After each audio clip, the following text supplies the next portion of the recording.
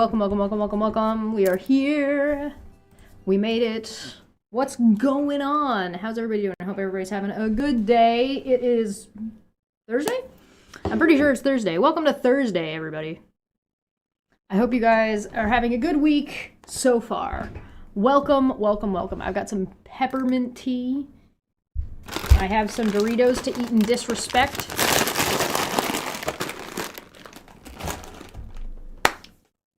Are we ready to continue on and finish off our, You Still Ill? Yes, I am. I am still sick, but I am getting better. I've got a little bit of phlegm left, but once that phlegm's taken care of, I should be good to go. Tis Thursday, tis Thursday, tis Thursday, my friends. I hope you guys have fun plans for the weekend. There is a Dumbfuck Friday this Friday, so we're having Michelle come on and have a chat with Manya and I. For anybody who doesn't know who Michelle is, they run the After Dark channel. She was a witness in the harassment cases we've been following. She also was friends with this group of people before she decided to move away from them for obvious reason. Food, who are we disrespecting? Well, I don't know, we'll see. Probably Donald Trump, to be honest, actually. But who are we disrespecting? Everyone. Disrespect your surroundings. Alright, we got the thing going. Do you guys want me to unleash the spice today? Let's unleash the spice today. So I have a whack load of spices, shot size spices behind me here, over there. And if we reach the goal of 10 super chats of any amount, we shall unleash the spice. Unleash the spice. Now, the spice also goes towards the donation counter, or this counter up here, which is super chats.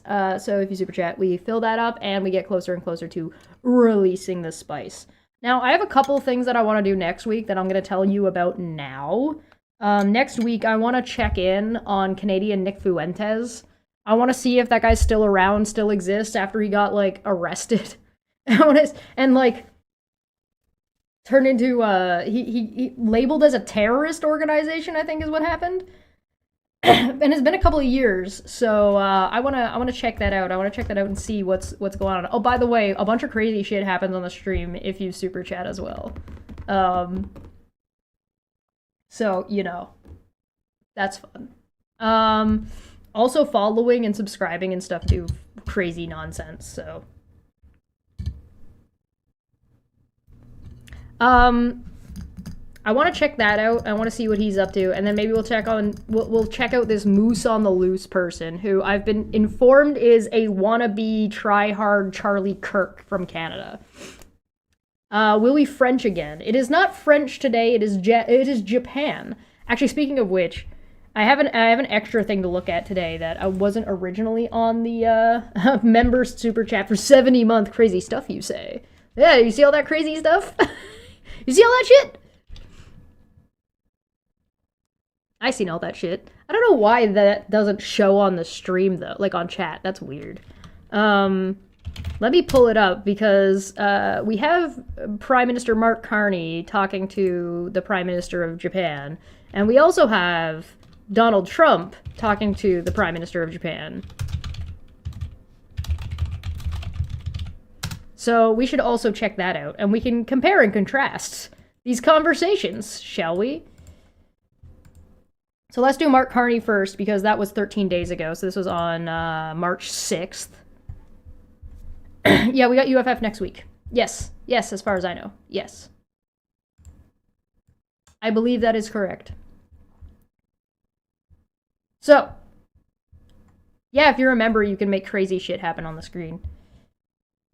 Let's dive into this, and let's get started before the crazies get here. Alright.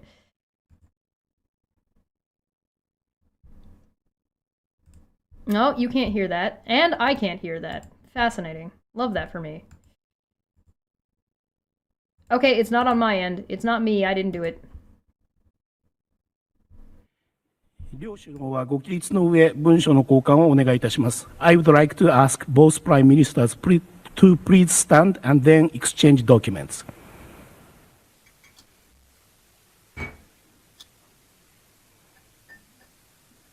Yay!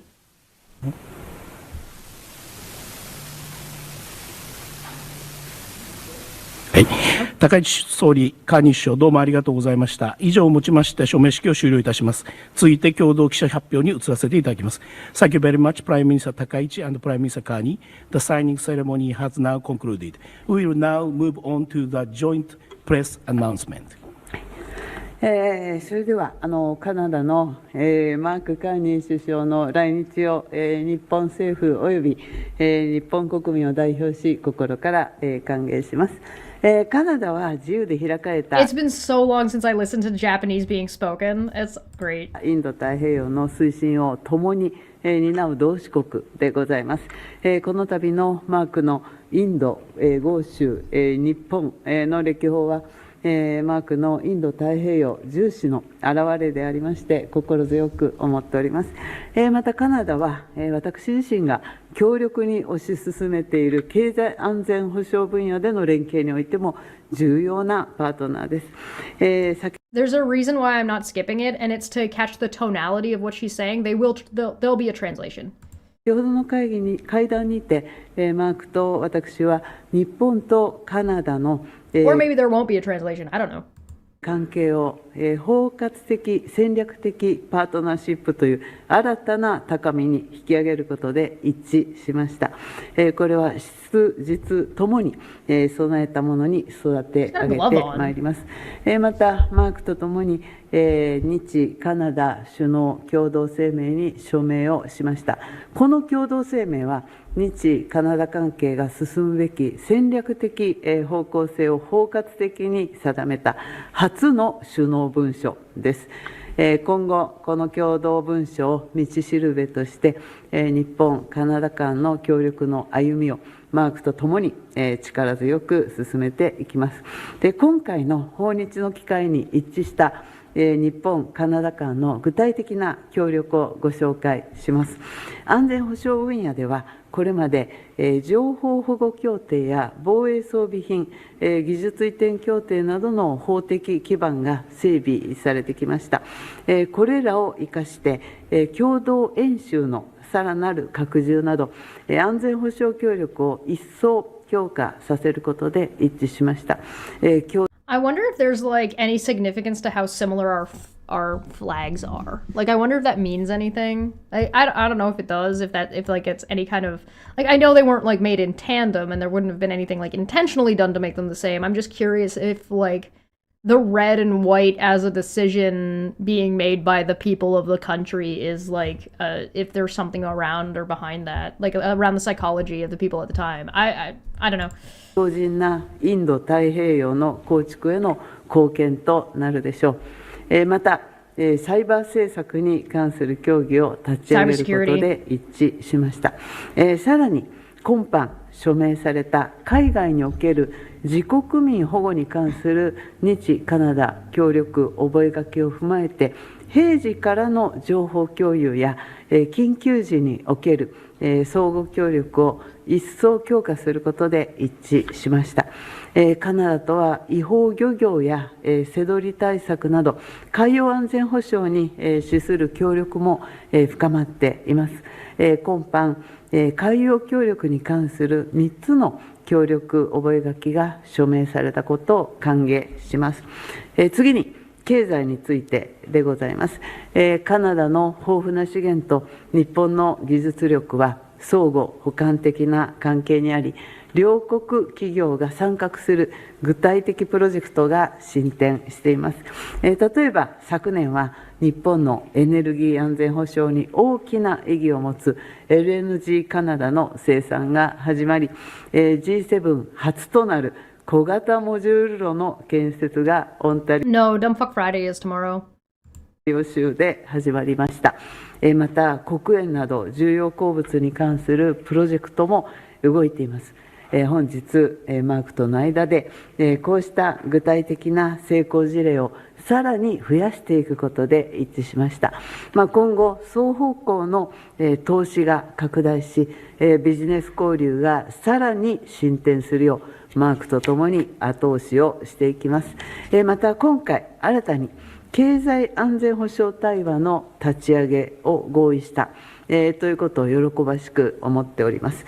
カナダとはあらゆる機会を捉え、AI、量子を含む先端技術分野での協力や、collaborating on AI initiatives. 重要鉱物サプライチェーンの強靭化など具体的な取り組みを推進していき I have no idea what the AI industry in Japan is like. Does anybody in the chat know what the artificial intelligence industry in Japan is like? I have no clue. Probably, I imagine it's more integrated than it is for us as of right now in Canada. I know that there's a lot more strict laws around AI and deepfake stuff in South Korea. きます。再来年の2028年、日カナダは、外交関係開設100周 probably nuclear 年を迎えます。本日から始まる包括的戦略的パートナーシップのもと、マークと手を携えて、この歴史的節目に向けて、日本、カナダの関係を新たな章を、切り開いていきたい、このように思っております。この後夕食を挟みながら、マークとの間でインド太平洋や現下のイラン情勢を含む、国際情勢などについて議論をします。この厳しい国際情勢の、局面の中、マークの訪問、そしてマークとの議論は大変意義あるものです。マーク、改めてありがとう。Thank you so much. 続きましてカーニー首相お願いいたします。Thank you. Okay, so we're not going to get a translation. We just have to guess. She seems friendly, to us at least. I don't know what her policies are like in Japan or how popular she is or is not. I'd be curious to know how she pulls, if anybody happens to know. Maybe I'll look it up while Mark is talking. Very much, Prime Minister Takaichi, for your gracious hospitality and for your leadership. It is my great pleasure to return to Tokyo. It's an honor to return for these meetings. The first bilateral visit by a Canadian Prime Minister to Japan in 10 years. The first bilateral meeting in 10 years? My god, have we been fucking complacent. Holy shit. So, according to what I just briefly looked up, without having any real information ahead of time, Takichi remains popular heading into a general election despite a slight slip in January in the opinion polls. So in January of 2026, these polls shows a drop in positive views of the Prime Minister and her government, with just one of them indicating more than 70% support compared to 3 in December. 6 showing support in the 60% range, which is up from the previous month. So this is the approval, disapproval. I believe this is based on the region. So, yeah, December and January. So there's a dip in January, but it looks like it's gone back up. So, wow. Hey guys, does this poll swing look similar to anything to you guys? Does any of this look familiar? Because this should look familiar. This is the exact same swing that we saw in Canada. The polls just completely reversing in 2025, at the end of 2025 into 2026, into an election. Look familiar, anyone? Holy boyo. Oh, brother. Wonderful. All right, go on. 今日はTakaichi Sori Daichi. I'm not finished yet. He's trying. Sori Daichi と会えて嬉しく思います。日韓関係がますます強くなることを願っています。I don't think it's solely the Trump effect. I think it's a mistake. I think calling it the Trump effect is fine. I think saying that it was just Donald Trump is overdoing it or oversimplifying. I think it has a lot to do with the authoritarian fascism effect. Or the United States went this way and everybody went, excuse, we're gonna pump the brakes real quick. That's, as I said, gracious hospitality. Thank you, Sane. I would like to begin by congratulating you on your decisive electoral victory, a grand slam worthy of the Hanshin Tigers. We in Canada are hoping for similar results from our newest Toronto Blue Jay, Kazuma Okamoto. After all, Canada and Japan have learned from each other as we've grown for over a century. Les relations entre le Canada et le Japon sont riches et variées. Nous avons des échanges. In Carney's defense, he is currently now jumping between 3 languages, one that he clearly doesn't know. Culturels soutenus et notre relation commerciale est substantielle et prometteuse. Avec l'accord de partenariat transpacifique global et progressiste, nos entreprises et nos travailleurs bénéficient d'un libre-échange entre nos pays. Nous sommes des partenaires importants en matière de sécurité. Canada and Japan are close economic, security, and G7 partners. Our armed forces patrol the Asia-Pacific together. Two-way trade is over $40 billion. Japan is one of Canada's largest investors. Nearly 3/4 of the vehicles manufactured in Canada are made by Japanese companies. Something, something, something Honda, something, something, something Toyota, something, something, something, hell yeah! Our automotive industry being so reliant on Japan, unless, or at least when it comes to like, yeah, we're selling to the United States, but so much of it being Japanese companies is telling. And over 10% of the food imported into Japan comes from Canada. We do much, but we're ready to do much more. And that's a common theme of our government. So my government was elected with a clear mandate to build boldly with a speed not seen in generations. And we're acting. We've cut taxes on incomes, capital gains, and housing. We have a super deduction in place for write-offs of all investment, a host of clean energy tax credits.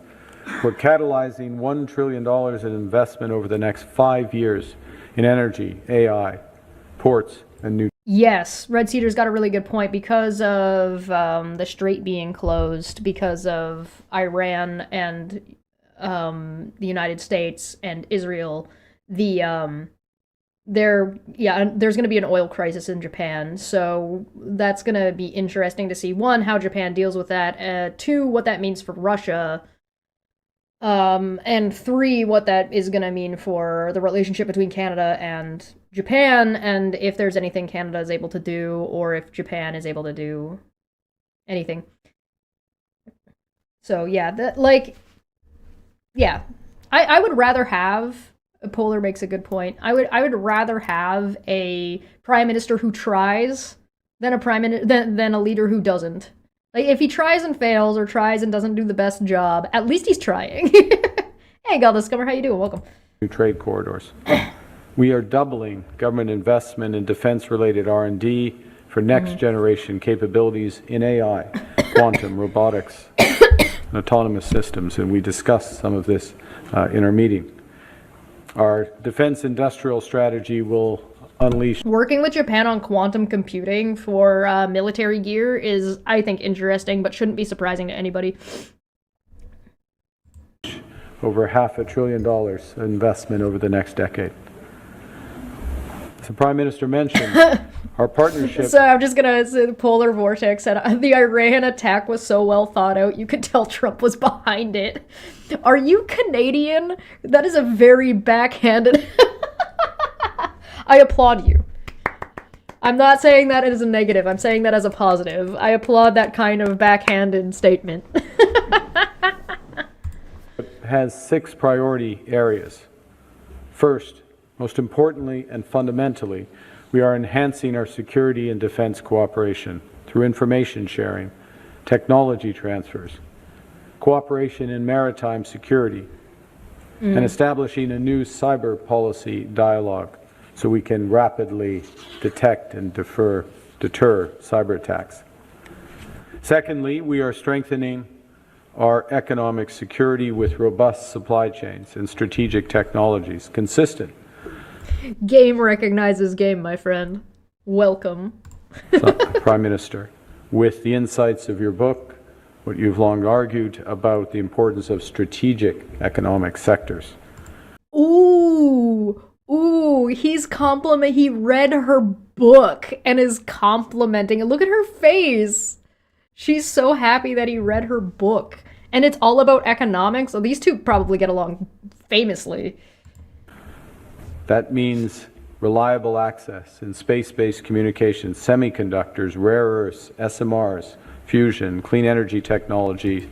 My friends, if you are interviewing somebody, if you are negotiating with somebody, if you are trying to get on good terms with that person, investing some time into something about them is a really, really good way to convince an individual to like you, because you've invested time and energy into them. That's such a power move. AI and sovereign cloud. As part of this, we're expanding our existing cooperation within the G7 Critical Minerals Alliance to secure reliable stockpiles and build our processing capacity. The third priority is to strengthen our That's big for already Asia. significant trade and investment relationship to a new level. And that's close collaboration to connect the Trans-Pacific Partnership in the European Union trading bloc, something we'll discuss this evening. It's having trade missions, such as the Team Canada mission that will be coming here in the next few months. If only every country had a leader that could read. The EU clapped when the French suggested Canada be part of the EU. We're already a little bit part of the EU, but if we became more part of the EU, there would have to probably be an exception made, because I do not see Canada switching over to the euro. So there would likely have to be an exception for that. Yeah, this is how you do soft power. Yeah, Red Cedar's absolutely correct. This is soft power at work. This is not kicking down doors. This isn't bullying. This isn't like coercion. This is all about being like, hey, listen, we're great and you should work with us. And you know what? You've got some good shit too, which is why we want to work with you. I'm so happy with my new haircut. You know, I cut it myself. You could probably tell. There's no requirement to switch to the euro? There isn't? Why did I think that there was a requirement to switch to the euro? Why did I think that? Did Feline tell me that? Did Feline lie to me?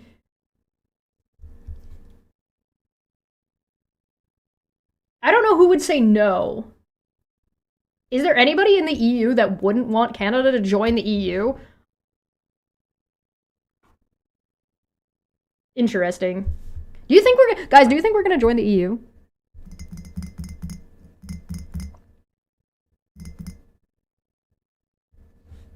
The UK never did, and Denmark still hasn't switched. Oh, maybe they'll just get rid of that rule or rough thing that's supposed to be the case.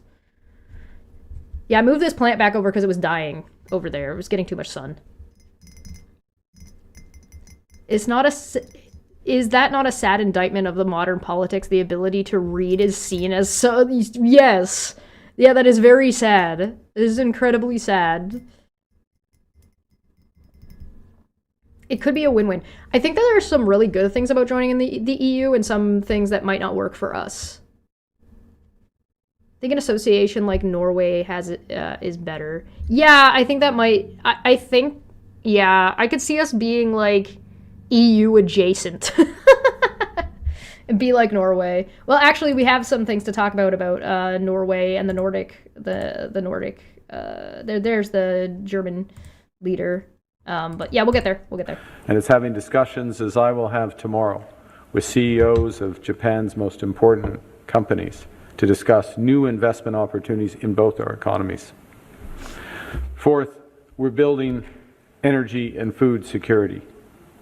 The Prime Minister and I have directed our officials to identify opportunities to collaborate in LNG, in nuclear technologies, in hydrogen, what'd I tell you? As well as other clean technology. So with the strait closed and with these agreements going on with Japan and Canada, is Canada gonna be sweeping in to save the day when it comes to energy resources? Is that what's about to happen? I don't know, because it takes time to build that kind of stuff up, but what do you guys think? I'm just curious about what your thoughts are. Canada is in a position where we can double our LNG exports within the next by the end of this decade, and double again by the end of the following decade. We already export $6 billion in agri-food and seafood products to Japan, and we can do much more. Fifth, we are expanding our cooperation on the Arctic and climate, strengthening our scientific and technological collaboration, and supporting... Well, there's another question then. Do you think that Canada and the border between Canada and America is going to remain an open and unguarded border? Or do you think that the guarding of that border is going to slowly increase, probably at like a higher rate than like not noticeable? Do you think the border will get closed off? Innovation in net zero industrial processes and clean power generation. And finally, most fundamentally, the new Canada-Japan comprehensive strategic partnership will expand people-to-people exchanges, academic and cultural exchanges, from scholarships to new youth mobility. I love that. Give me more exchange programs. Give me more cultural exchanges. Give me more like travel between country being not just feasible but affordable. Give me more of that. Absolutely give me more of that. Yes, please. Thank you. Cooperation mechanisms and beyond. Ces progrès s'appuient sur les liens de longue date entre nos peuples. Près de 130 000 I'm going to skip the French. More prosperous, more on which we common habitent au Canada. Plus d'un demi-million de Canadiens se rendent au Japon chaque année. We have much in common, Vlad. and we're enriched by each other's cultures, perspectives, and histories. This is a strong foundation on which we can build something even better, more prosperous, more ambitious. Finally, Prime Minister, as you know, there's a Japanese proverb that articulates the opportunity ahead of us. Oh boy. Oh boy. Good luck. Here, he's going to try. In these difficult times globally. Ame fute ji katamaru. After the rain. Thank you. Aww. After the rain, the ground grows firmer. Hey. Adversity tests our strength and builds it. So today, we are taking our first steps on firmer ground together. Thank you very much. Merci beaucoup. Arigatou gozaimashita. Thank you very much. Yay. 以上をもちまして共同記者発表を終了いたします。皆様ありがとうございます。Thank you for joining us. That's our broadcast.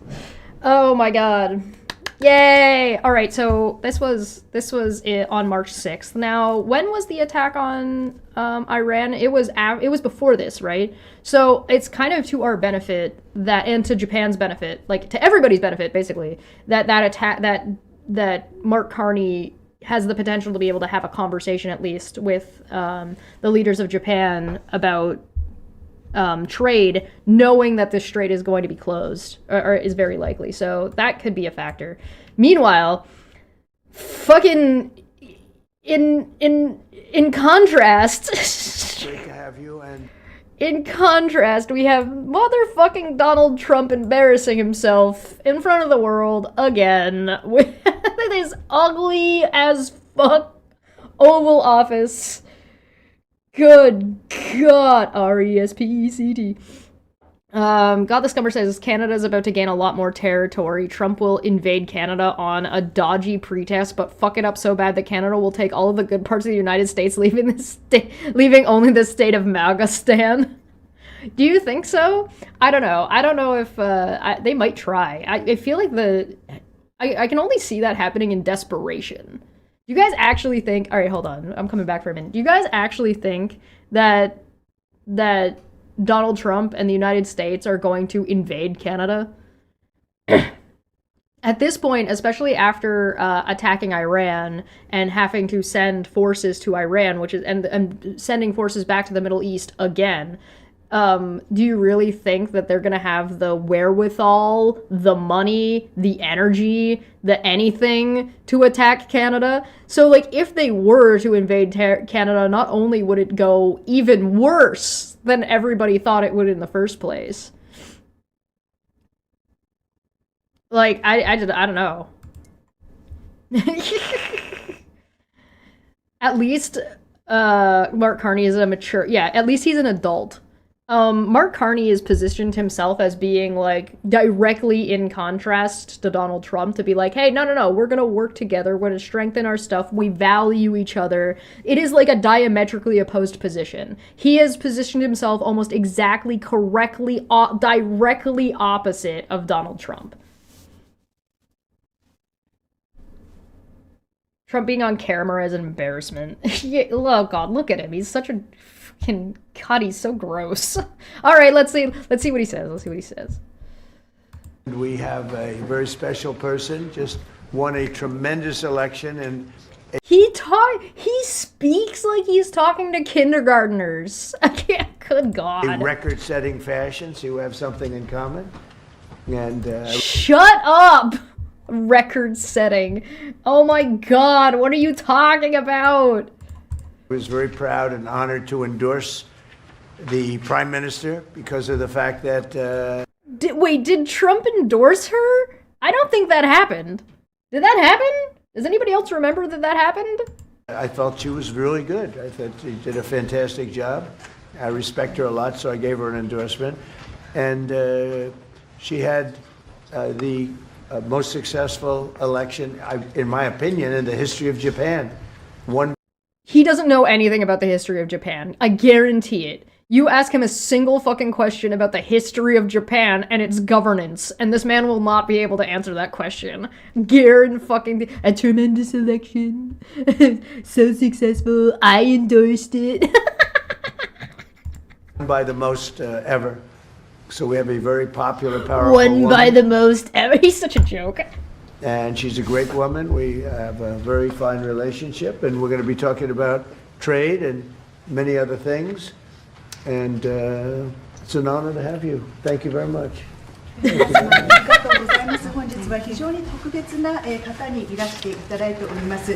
歴史的な選挙の圧勝ということで、私と Somebody's doing the translation for her right now. Could you imagine being the translator for Donald Trump to Japanese? Like, how insane that would be. That would be so, oh my god. 共通するものがあると思います。私たち素晴らしい絆を持っておりまして、 Foreign. Yo, it's so hard. It would be so hard to do that job. Props to the translator for trying to do this job. 私の方からも応援のメッセージを出させていただきました。素晴らしい人であり、私も心から尊敬している方です。日本の歴史上最も素晴らしい選挙で圧勝したということで人気の高い女性であり、すごい方だと私も思っております。本日に関しては貿易 I would be surprised if she didn't know English. She probably knows English to some degree. But I wouldn't. If I wasn't fully fluent, even if I was fully fluent in another language, I would want to bring a translator to Donald Trump's Oval Office. その他の課題について多く話をする予定です。Please. Thank you, Donald, for inviting me to the White House today. Thank you. My visit is timely. Visit is timely. Given the current situation. So, The current situation meaning the United States bombing the shit of Iran. Oh, please. Yes, absolutely. You have a very good interpreter. yeah. Who I've known for Your friend. You don't know that. You don't speak Japanese. You have no idea if that interpreter is a good interpreter. What the fuck are you talking about? Why are you interrupting her? Like, it's not hard enough to speak another language as a foreign politician under the direct stress of having to deal with Donald Trump. Imagine what that room smells like. Good fucking god. Vlad in the chat said, honestly, the translator could just make one long fart sound and it would get the same message across. Yeah. We've known for a long time with Shinzo, your right? friend. 今中東情勢も含めて、それから世界中の安全保障環境が非常に厳しい状況。 It is incredibly smart for her to just switch to Japanese so he can't interrupt what she's saying because he doesn't know what she's saying. Right now, situations in the Middle East and also the entire world. So I would like to point out that the translator for Donald to her is a woman or has like a female sounding voice, and the translator for her to him is a man or a masculine sounding voice. So that there are two translators. We are actually experiencing a very severe security environment. そして世界経済もかなり厳しい影響を受けつつあります。 And also, Thank you for the happy affiliate birthday. Yes, it is my affiliate birthday on Twitch. Greatly appreciated. Thank you very much. Thank you, thank you, thank you, thank you, thank you, thank you.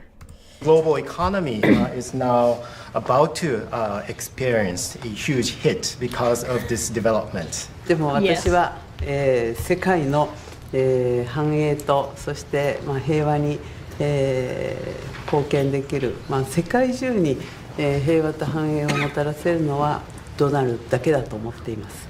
But even against that, Feline in the chat is asking, does Donald Trump even speak a second foreign language? What do you mean when you say foreign? Because technically, Spanish and... Isn't Spanish, like... Does America have... Hold on. Wait a second. Because, so, like, French isn't considered a foreign language in Canada. English-only movement... I'm sorry, what? Executive Order 14224, titled Designating English as the Official Language of the United States, is an executive order signed by Donald Trump on March 1st, 2025, declaring English the official language.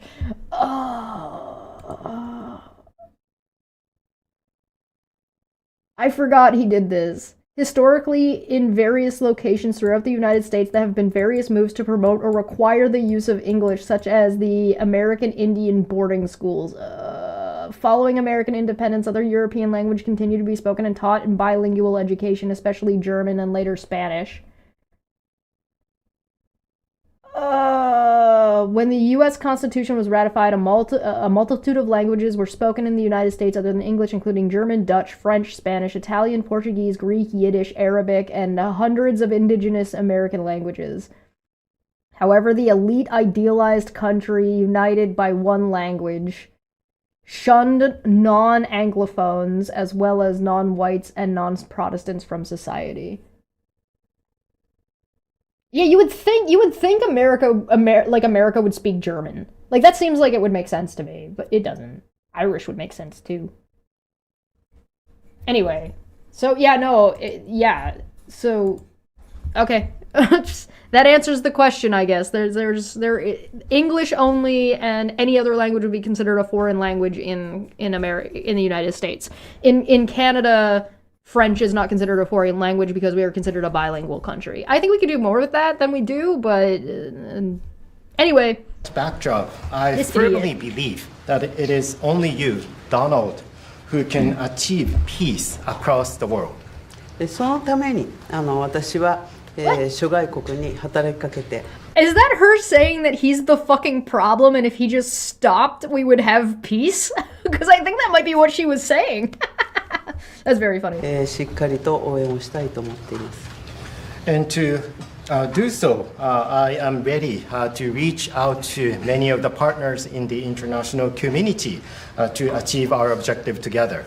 今日私はそれを伝えに来ました。 So today, I came here at the White House to directly convey this message to you. そしてイランに関してはもう核兵器の開発、これは Hey, PNC, welcome back. Good to see you. We are comparing and contrasting Donald Trump versus Mark Carney speaking to the Prime Minister of Japan. So far, not great. 許されてはならないことですから、日本も働きかけをしてきました。 And speaking of the situation in Iran, Iran's development of nuclear weapons must never be allowed. And that is why we, Japan, have been urging them and also reaching out to other partners in the world. そして我が国は、 Yeah. 周辺国に対する攻撃、ホルムズ海峡の実質的な閉鎖についても、これは非難をし、そして Orange Dot says, it sounds like the translator is being very carefully polite in English. I would suspect that she is being very carefully polite in Japanese as well. Japanese has like a few different ways of speak. There's formal and then informal Japanese. So she's likely speaking formal Japanese anyway on top of it. I've heard, and you guys can correct me if I'm wrong, but I've watched some Japanese creators on YouTube, and according to them, one of the most one of the best examples of speaking formal, polite Japanese in media is Frieza from Dragon Ball Z. So if you want to learn polite Japanese, listen to Frieza. Frieza's like apparently like the pinnacle of like the best of like in every situation. He's so polite. So like take that for what you will. But they're probably being excessively careful and excessively polite. 茂木外務大臣からも、イランの外務大臣に対して、もうそれをやめるように申し入れをしてきました。 In addition, Japan condemns Iran's actions such as attacking the neighboring region and also the de facto or effective closure of the Strait of Hormuz. As a matter of fact, my fellow minister, Minister Motegi, Foreign Minister Motegi, also had the direct exchange with the Iranian foreign minister and urged Iran to stop such activities. Condemn. Yeah, I mean, yeah, condemn makes sense. But is anybody really surprised? I heard Frieza was polite as well as far as bad guys go. Yeah, that's what I heard too. I'm glad I'm not the only person who's heard this. Thank you for validating my memory. Yeah, you'll let me know. You'll let me know. それでとにかく今、中東だけじゃなくてインド太平洋の安全保障環境も大変厳しい中にあります。そんな中でドナルドが日本に深い信頼を寄せてくれて、で揺るぎない同盟にコミットメントしてくれていることに感謝をいたしております。 If there's anything that the Japanese language does incredibly well, it's puns. So do not be surprised, and it's something I agree with Right-Handed Sith. Right-Handed Sith is saying, it has been my observation that like the Canadians, the Japanese are very polite, but not at the same time. The insults are very subtle. I would not be surprised to find out that Japan and Canada are like this when it comes to the underhanded statement or the backhanded compliment, alright? The backhanded compliment is an art form. And I'm pretty sure I caught her already giving the same kind of backhanded compliment that we saw when Mark Carney was in the Oval Office. He's a very transformative president. And also the security environment in the Indo-Pacific region is also becoming increasingly severe. Donald, you have shown deep trust in Japan and also the unwavering commitment to the Japan-US alliance. Once again, thank you very much. Her face is like just She's so uncomfortable around him comparatively. Very much for that. 今日は日本とアメリカが共に強く豊かになっていくための話し合いをしたいと思ってます。 I also want to point out, look at the difference. When Mark Carney tried to speak Japanese, she politely waited for him. His second attempt was better than his first attempt, but they politely waited for him to finish what he was saying, as opposed to she's trying and struggling a little bit with her English translation while she is going, and Donald Trump just interrupts and steamrolls whatever she's saying, and she just stopped trying to speak English. Today, I look forward to having... No, she didn't. Sorry, you missed it. Mark Carney called him transformative. She said that he has the power to bring peace in our time. to bring peace around the world, which is basically, from my interpretation, is her saying, you know, if you just fucking stopped being the problem, or if you keep being the problem and everybody is uniting against you. a discussion on how we can cooperate to make our two nations, both Japan and the United States, stronger and more prosperous. それから世界のエネルギーマーケットを落ち着かせるための提案も、持ってまいりました。 And I also brought specific proposals to calm down the global energy market. この後主に、経済安全保障、重要鉱物ですとかエネルギーに関する協力、そしてお互いに強い経済を作るための、成長のための話し合い、経済成長のための話し合いをしたいと思っています。Thank you, Donald. So today, I really look forward to having our discussion, particularly focusing on our collaboration in economic security in the important areas such as energy and rare earth minerals. And also, I look forward to discussing with you how we can make our two economies stronger moving forward. Thank you very much. Well, thank you very much. And you're doing a great job. Again, congratulations on the biggest win in the history of Japan. That's not bad. That's a pretty long history. That's a long It's a long history. He's insane. large nation with with a great reputation, but it's a tremendous victory. Congratulations to everybody. What? Very proud of you.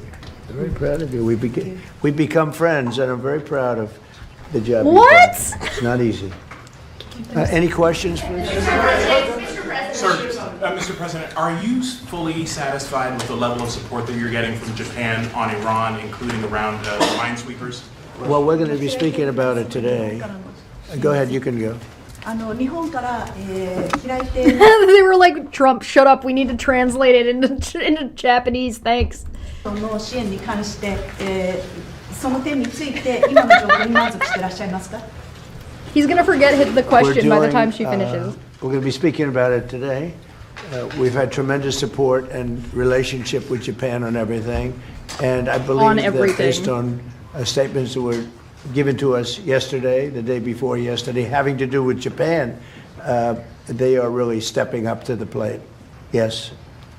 で非常に日本の方から素晴らしい支援を受けていると思います。おとといのコメントから、日本からはそれに対して非常に力強いメッセージを得ていると私は思っています。Unlike NATO. NATO とは全く違います。Unlike NATO.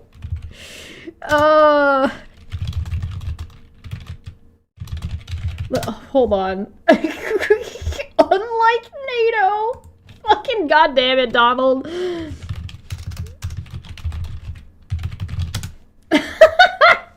NATO members. Hold on, let me double check the members.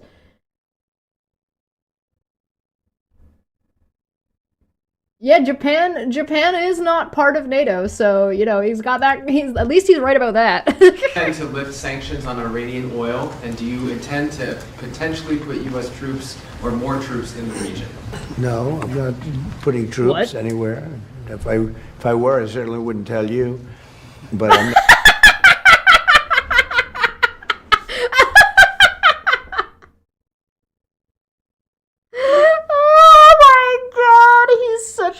Fucking child. I can't. I wouldn't tell you. Oh my god. Not putting troops, and we will do whatever is necessary to keep the price as low. I actually thought when I did this, look, the Dow just hit 50,000. Yeah, Japan is not in the North Atlantic, correct? It's almost like NATO is North Atlantic. A couple of weeks ago. They said that couldn't happen for 4 years. It wouldn't happen in my term. It's such an outrageous thing because I said it would happen. I didn't know it was going to happen that fast, but it just hit. You did it! 50,000. And we did that in 1 year, not 4. S&P had just hit 7,000. Hold on, let's find the Dow. What's the Dow at right now? What's it at? I'm gonna look at it right now. Well, that's very unfortunate, isn't it? 46.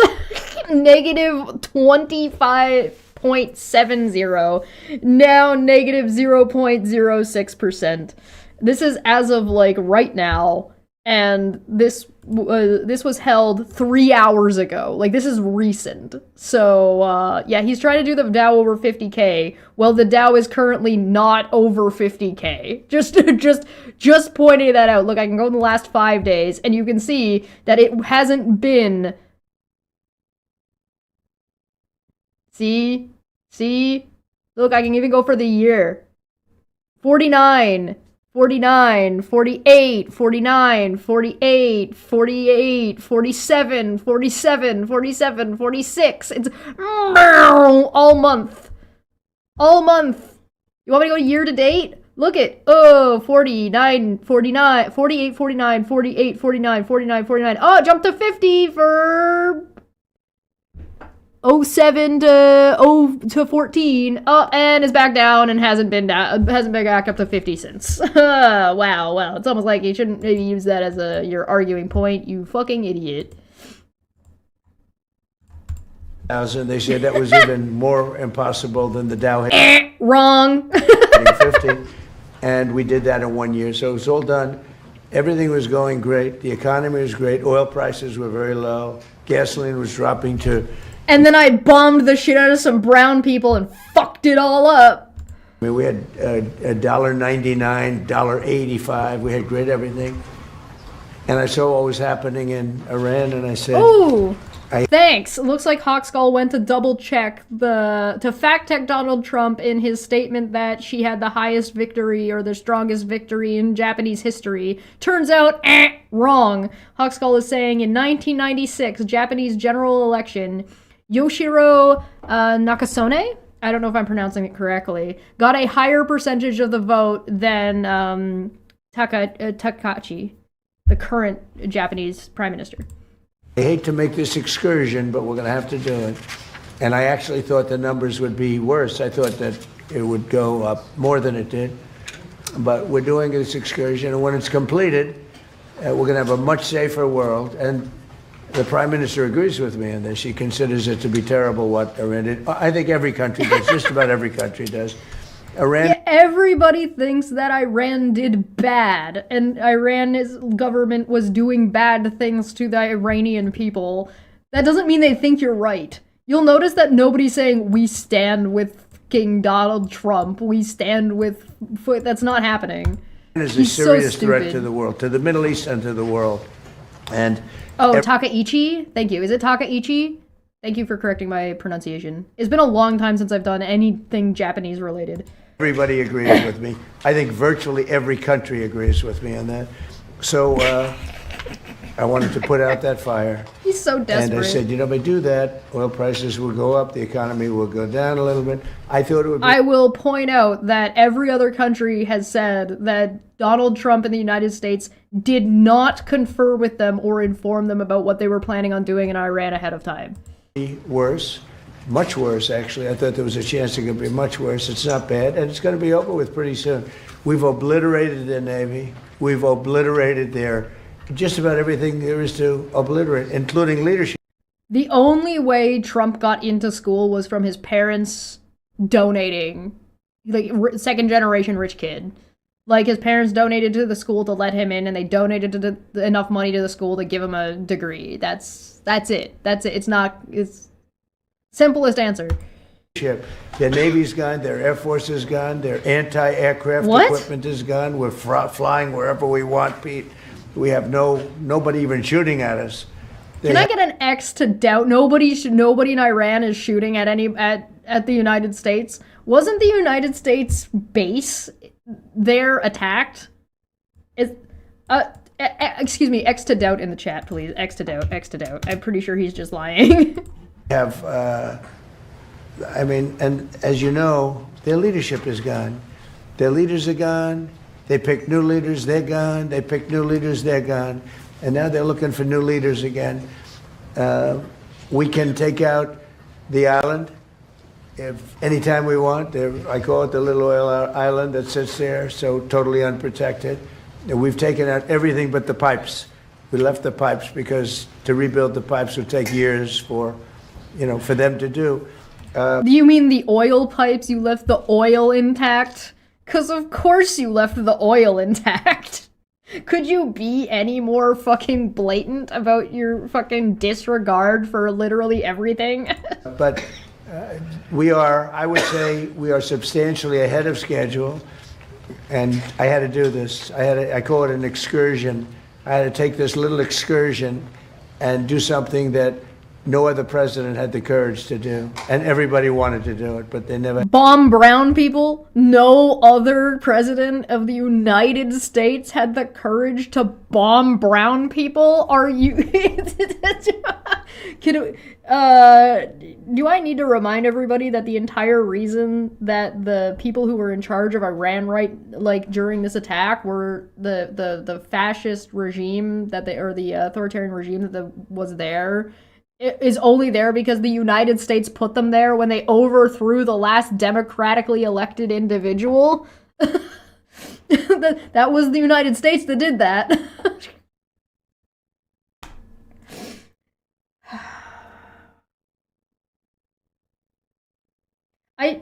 Why is the United States okay with painting another target on their backs after 9/11? Like, you do realize they're painting another 9/11 target on their backs, right? Like, that's what they're doing. Like, if it doesn't happen now, and it doesn't happen soon, in the next, 50 years, do not be surprised if the United States gets fucking 9/11 again. Good God. I had the courage to do, and I don't blame them. I'm not blaming them. It was left to me, and we've done a great job. I would like to remind everybody that one of the main things that Donald Trump ran against when he was running against Biden was he didn't like that there were people in fucking the Middle East. The military is incredible. We have an incredible military. We have the strongest military in the world by far. We have the greatest equipment in the world by far. In fact, Japan buys our... I am not convinced that that's true anymore. I am not. They certainly have the most bloated military by far. They have, one of the largest militaries. But, when you say the greatest, what is the greatest mean to you? By what metric? Because, I feel like that word's doing a lot of heavy greatest. Just like how America has the greatest people in their office that are hiring the best people based off of merit alone. Equipment buys a lot of it, and we're honored by that. And that's one of the things we'll How much you want to bet that's going to be shifting in the next handful of years? be talking. They want to buy a lot of the military equipment. So it's just an honor to have the Prime Minister. We've had a tremendous relationship. Okay. Mr. President, Mr. President. I think she's going to have to go first before you. Is that okay? Yeah. Do you understand? She's like, I understood enough. I don't care. It's very good. I'll tell you, she's good. I mean, it's so nice that we don't have to sit. No, it's very good. I got it. I got enough of what bullshit you're saying, and I don't care to respond. She tells the translator that it's fine. Don't worry about it. That's so funny. Oh my God. I remind you that the question is, are you happy with the support Japan is giving or not giving in regards to Iran? And then, are you putting military troops there? That was the question, by the way. I was just reminding you guys what the question is, because I'm pretty sure by the time Trump is done by the time he's done talking, he has forgotten what the question was he was answering. I haven't picked up your language, so the next time you come, I'll have your language mastered. All right.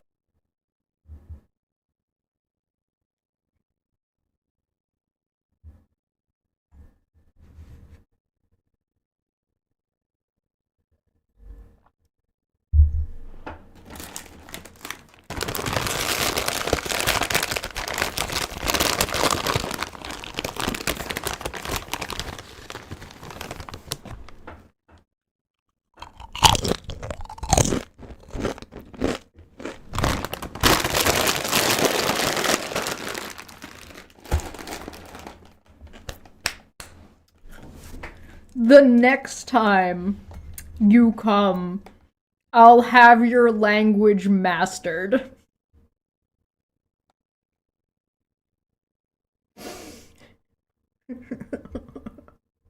Jesus fucking Christ. Do I really need to talk about that?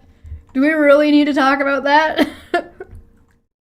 Do we hold him to that one? Do we hold him to that, like, March 19th, 2026? Do we need to? Do we need to do this? All right, go ahead. The war is almost over. Why is the Pentagon going to ask Congress for an additional $200 billion? Well, we're asking for a lot of reasons beyond even what we're talking about in Iran.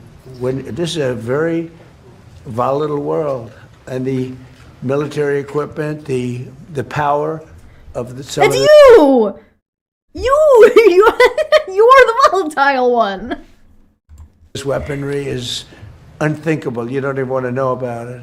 Oh, you could end this thing in 2 seconds if you wanted to, but we are being very judicious. But we want to do. Don't forget, Biden. We're being very judicious? I don't think that's the word he means to be using here. Like, if there's anything that this current American president has not done, it is follow the fucking law. Like, he's declaring war, and he's not legally allowed to declare war. He's done these tariffs, and he's not legally allowed to be doing these tariffs. He's like, and this is disregarding like the law that he just flagrantly breaks when it comes to like violating voter rights and fucking with election interference and like the Tu Quo Que issue, like his last term when he was breaking the law all over the place. Oh right, he's gonna blame Biden. Okay. Ellie asks a good question about whether or not we're gonna hold Donald Trump to remembering he said he was gonna learn Japanese. And they asked why he'll forget he'll forget that he said that. Good point, but it's mostly so we can make fun of people who think this man is intelligent. Mostly for that, not really for him. Mostly just for us. Just add it to the list of another thing. Hey, remember when he said that thing? Biden gave away. I rebuilt the military in my first term. Biden gave away so stupidly to Afghanistan a lot. He didn't want to move it. He was too lazy, too stupid to move it. But he was personally too lazy. Like Biden didn't get up and fly to Afghanistan and personally pick up and drive tanks around to bring them home. Like, admittedly, you could probably. I think there's reason to criticize that Biden didn't do a good job cleaning up the litter that the American military left behind. But a lot of that, keeping in mind that contextually there was a lot of pressure to get out as soon as possible, partly from Donald Trump, right? So there's also that. But it was a very small amount. It was a lot, but it was very small relative to what I purchased and what I built. It was a lot, but it was small, but it was a lot, but it was small. We want to have vast amounts of ammunition, which we have right now. We have a lot of ammunition, but it was taken down by giving so much to Ukraine. They gave so much. Biden gave $350 billion worth of cash and military equipment to Ukraine, and he didn't rebuild anything. Fortunately, we have a lot. What the fuck does Ukraine have to do with this? A tremendous, unlimited supply of what you'd call middle and upper middle armaments and military equipment, munitions. PNC in the chat says, Biden was old. He couldn't even carry 7 or 8 military jets the way Donald Trump does. Armaments, but munitions in particular. At the high end, we have a lot, but we're preserving it. We don't really need it. But we're building. We need it, but we don't need it. But Biden gutted our military, but we only need to maintain our military. But we need $200 million, but we don't need it. But we're going to war, but we're not at war. What is going on? Do Americans listen to what this man says? Like, he's declaring war. He is trying to get allies and other nations involved in this war that he is starting. He is asking you, the American people, to pay for his war with, 1, your taxes, 2, your bodies and your children, and 3, with their lives, and 3, with the amount that you're going to have to spend on oil and gas for the next God knows number of years. And he's out here being like, we need it, we don't need it, we need it, but we kind of need it. Like, American people. What the fuck? What are you doing? Building, our manufacturers of military equipment are building at a level they've never seen before, they've never done before. Pete's in charge of it with X to doubt. Can we run the number on that one? I'm gonna citation needed this man. Citation needed, my friend. I don't think so. He wants to be Mark Carney so bad. with all of us, really. But Pete's been very strong on it. The general and Pete, myself, the whole group. And Raytheon is building 4 factories. Lockheed is building 5 or... We go down. Guys, they're building the factories. That means they're not producing the product yet. They're only starting to build the infrastructure to go to war that you already started. Are you high? Are you insane? Yes, the answer is yes. I don't know why I'm even saying this. This is so absolutely fucking absurd. I don't know why there isn't fucking torches and pitchfork protests going on outside of the White House right fucking now. What are you doing? 6 factories, and they're building them fast, because we had a very tough meeting with them. They were going out and buying back stock for $51 billion in one case. So the U.S. government is hamstringing and strong-arming the private sector into building infrastructure for a war that they started, that they didn't need to start? Something, something capitalism, something, something free market? Is that what he just said? Am I crazy? Every time I listen to the man talk, I lose my mind. Nobody does non sequiturs better than you. They spent $51 billion buying back stock. Now they're not allowed to do that. And they are now building a tremendous, there's never been anything like it, what's taking place right now. So we're in very good shape, but we want to be in the best shape we've ever been in. We were that, when I rebuilt the military, we were in great shape. Are we winning? Are we winning yet, guys? We're winning, right? We're definitely winning, guys. All of our allies hate us. Everybody is circumventing and going around us. Oh, by the way, I started a war, and everybody is fucking paying insane amounts of money for food, and nobody can live in our country, and we're starving and dying. Okay. Are we winning? Are you tired of winning yet, guys? Then Biden blew it, and he didn't do anything. He didn't do anything. I am convinced that the Biden economy was the United States' last chance to turn their economy around without what is about to happen to them, which is going to get worse and worse and worse and worse over the next handful of years. And if you listen to the Democrats, they don't even want to have a military. Now you see how important it is. What? But, we have... Wait. The Democrats are saying they don't want to have a military, and now you see why it's so important that we have a military. Because you started a war? Because you started a war, you need to have a military. And also... What? And also, we're not ready and don't have the infrastructure built. We're just in the process of getting the infrastructure ready for our Infinawar. Okay. Speaking of Mark Carney, why are we listening to Donald Trump? Because Donald Trump just had today a meeting with the Prime Minister of Japan, and we are comparing and contrasting the difference. It is night and day. Longest military in the world. We have the best equipment. We make by far the best equipment. The other night, they had X to doubt. I am not convinced that the United States makes the best equipment anymore either. 114 rockets shot at a certain location. And out of 100 highly sophisticated rockets, out of 114 sophisticated rockets, every single one of them was shot down with our equipment. All our equipment. It's amazing, actually, how good it is. So we want to be sure. Didn't he just say nobody was shooting at them anymore? Now he's saying people were shooting at us, but it didn't matter? And it's a small price to pay to make sure that we stay tippy-top. Mr. President, the Treasury Secretary this morning said there were defections among Iranian leadership. Are you aware of that, and is there anybody the U.S. can work with as a leader going forward? Well, we have a man named the Treasury Secretary here, so maybe he wants to discuss it. Does anybody know? Do you know who he is? Central Casting. Yeah, so Ed, we are seeing the defections at all levels as they're starting to sense what's going on with the regime. It doesn't get reported here in the U.S. very well, but we are trouncing them from the air, and the regime will probably collapse within itself. At Treasury, we've seen where they've wired their money out of the country. We're coming for that. We're going to get it back to the Iranian people. Mr. President, seeing defections? Israel. There's a lot of military defections also. You have a lot of military defections in Iran. I don't blame them.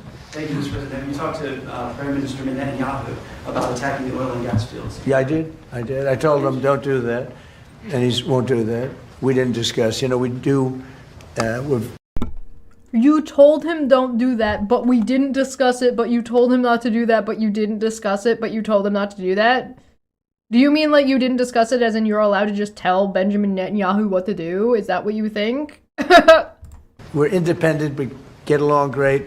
It's coordinated, but on occasion he'll do something, and if I don't like it, and so we're not doing that anymore. And the last one, if I... What? Can somebody translate that? Can somebody who is like a fan of Donald Trump, could somebody who's like a MAGA person or a right-wing extremist, could one of you motherfuckers get in the comment section and translate what the fuck he just said? Because that didn't make any fucking sense in that order.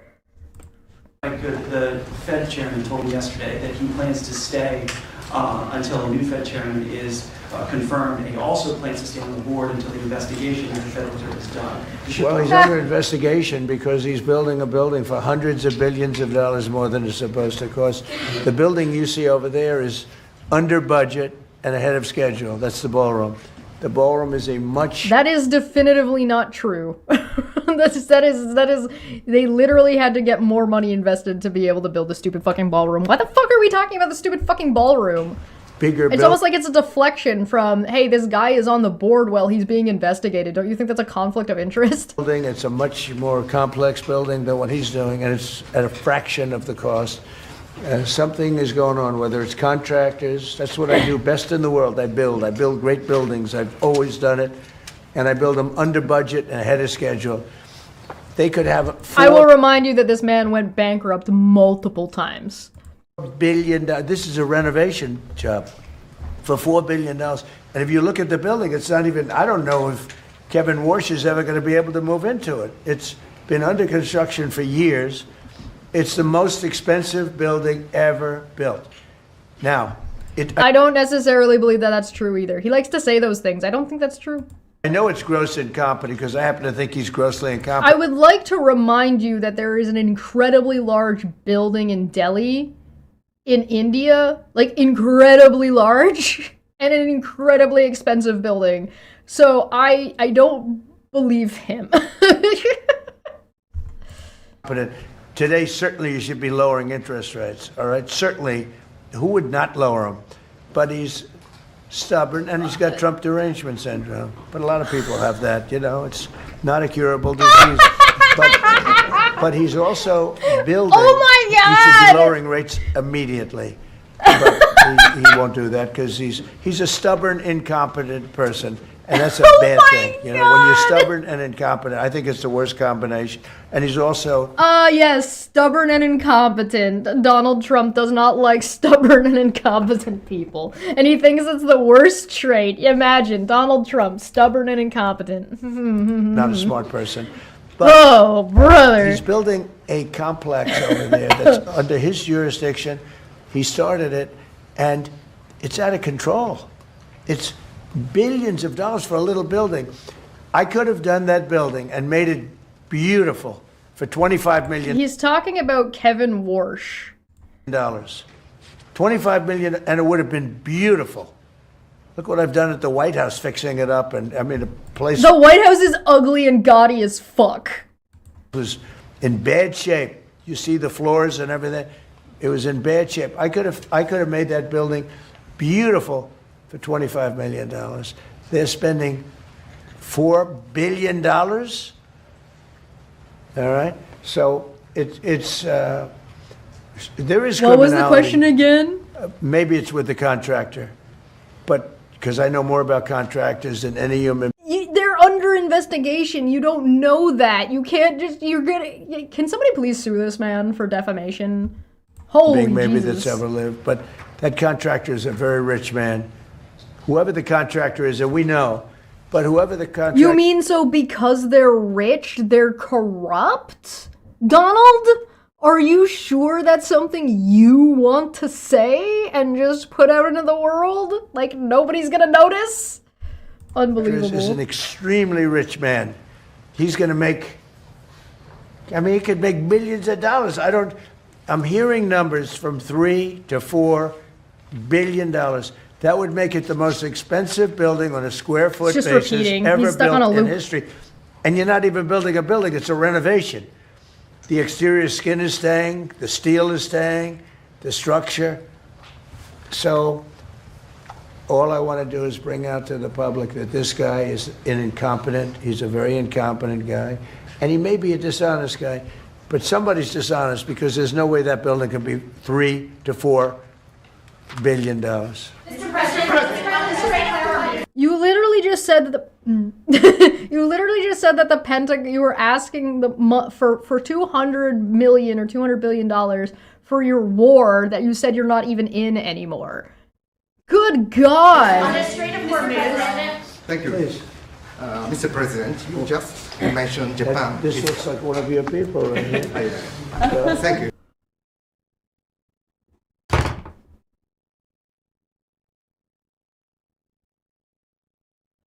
My God. Are we finally gonna get to a question about Japan? It's almost like there isn't anything interesting when it comes to deals and negotiations to talk about between Japan and the United States, so nobody's talking about it. Also, casual racism. Jesus Christ. Is he good or bad? Good. Is he a good?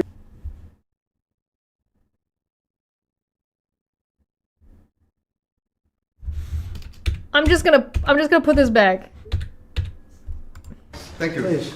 Mr. President, you just mentioned Japan. This looks like one of your people right here. Thank you. Is he good or bad? Good. Is he a good reporter or bad? Don't you know? So. Not a, That's a good answer because he took good or bad as quality as opposed to like moral and immoral, which is actually what Trump was implying. all right. Looks like a nice guy. Go ahead. Mr. President, you just mentioned Japan is stepping up. What kind of the support do you expect from Japan in the future? It's a good Look, I question. expect Japan to step up because we have that kind of relationship, and we step up with Japan. We have. What? What? Huh? When? What are you talking about? 45,000 soldiers in Japan. We have we spend a lot of money on Japan, and we've had that kind of a relationship. So We spend a lot of money on Japan. You mean that United States invests in Japan? I'm not surprised that they would step up. We don't need much. We don't need anything. I mean, honestly, we don't need. Oh my God! Anything from Japan or from anyone else, but I think it's appropriate that people step up. In the case of Japan, What are you talking about? All I can think of is like Step Up the movie. Like the dance movie with Channing Tatum. Everybody's gotta get up and start fucking ballet / stomp the yard. and I hear they get more than 90% of their oil through the strait. So that's a big reason to step up. I mean, we've demolished, that country is close to demolished. The only thing is the strait. Iran, the entire country is close to being demolished by the United States and Israel. It's very hard. You could take two people and they could drop little bombs in the water and they're holding things up.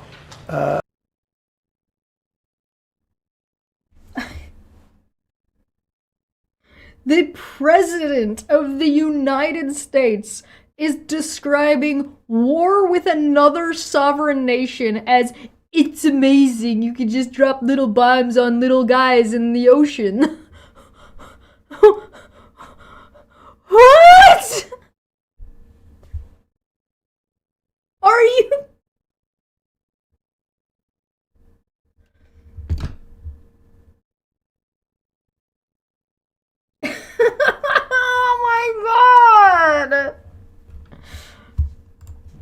We don't want that to happen. But honestly, Japan, China, Europe, parts of Europe, get a lot of their oil through the strait. We get none, practically. We're less than 1%. We don't have to be any percent. I don't know if that's true either. We don't even, I think we do it just to be nice. But we... What? Think of it. We don't... What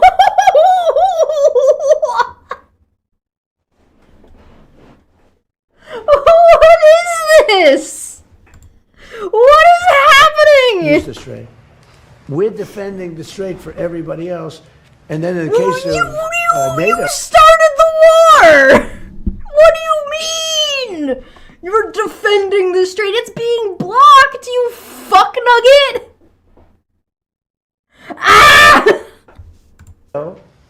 They don't want to help us defend the strait, and they're the ones that need it. But now they're getting much nicer because they're seeing my attitude. They're getting much nicer. But it's, as far as I'm concerned, it's too late. You know, UK wants to send aircraft carriers now. And I said, I want the aircraft carriers before the war. I don't want them after the war. You didn't tell anybody you were starting a war! There's one. They want to send me aircraft carriers after the war. There's practically nobody to shoot at them. You know, their missile count is down, Pete. Maybe you could discuss it. If there's nobody to shoot... About 90-something%. Nope. The drones are way down, and the factories are being demolished. I'm leaving. Missiles being shot are down over 90% since the beginning. One-way attack drones down 90% since the beginning, which is a reflection of overwhelming firepower. But you mentioned the most important part, Mr. President. Their defense industrial base.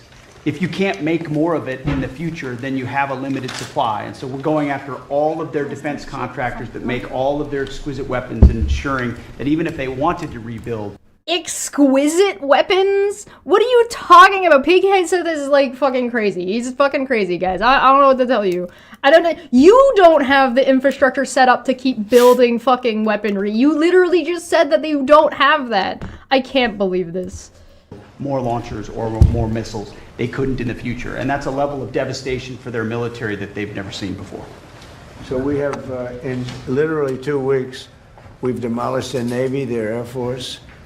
All technology is gone. All communication is gone.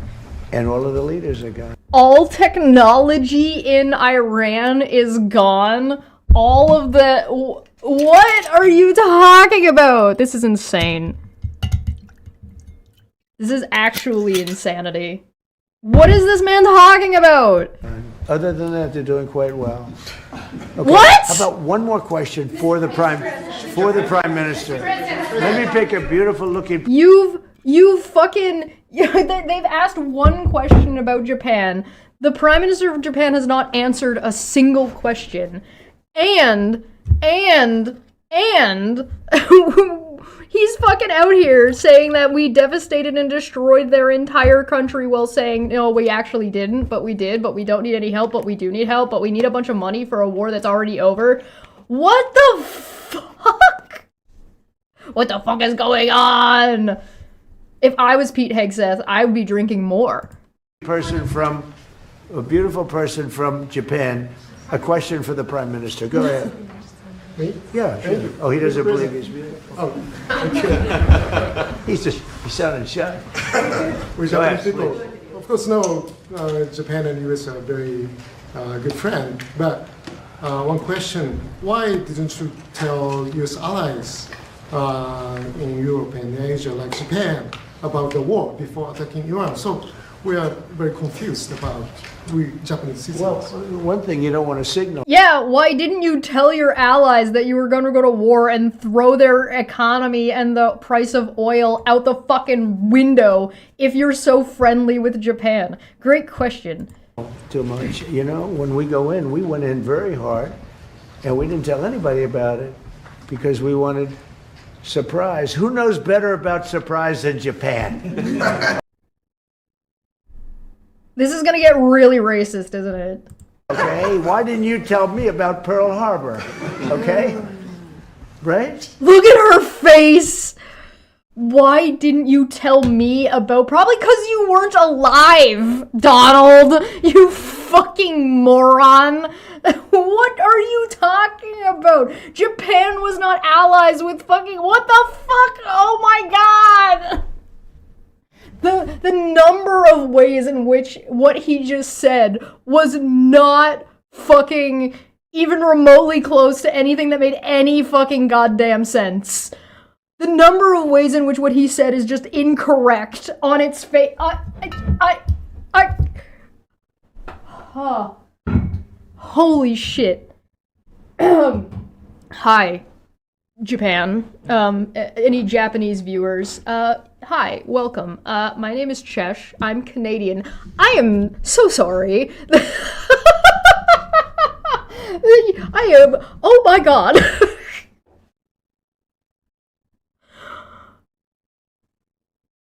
That one sentence could be unpacked for days. Yeah, I think we should. I think we should unpack that sentence. So we're gonna put a pin in this. We're gonna put a pin in this. So there's 23 minutes. 23 minutes, please. Make a note, everybody. Put a pin in that. 23 minutes. Put a pin in that. We'll come back to this in another stream, and we will talk about this.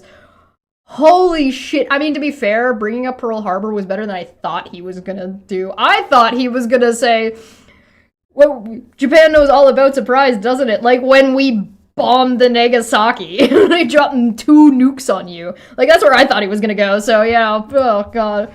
You know, he's asking me, no, you believe in surprise, I think much more so than us. What? And we had to surprise him, and we did. And You surprised, they're asking about your allies, not telling everybody to tell Iran.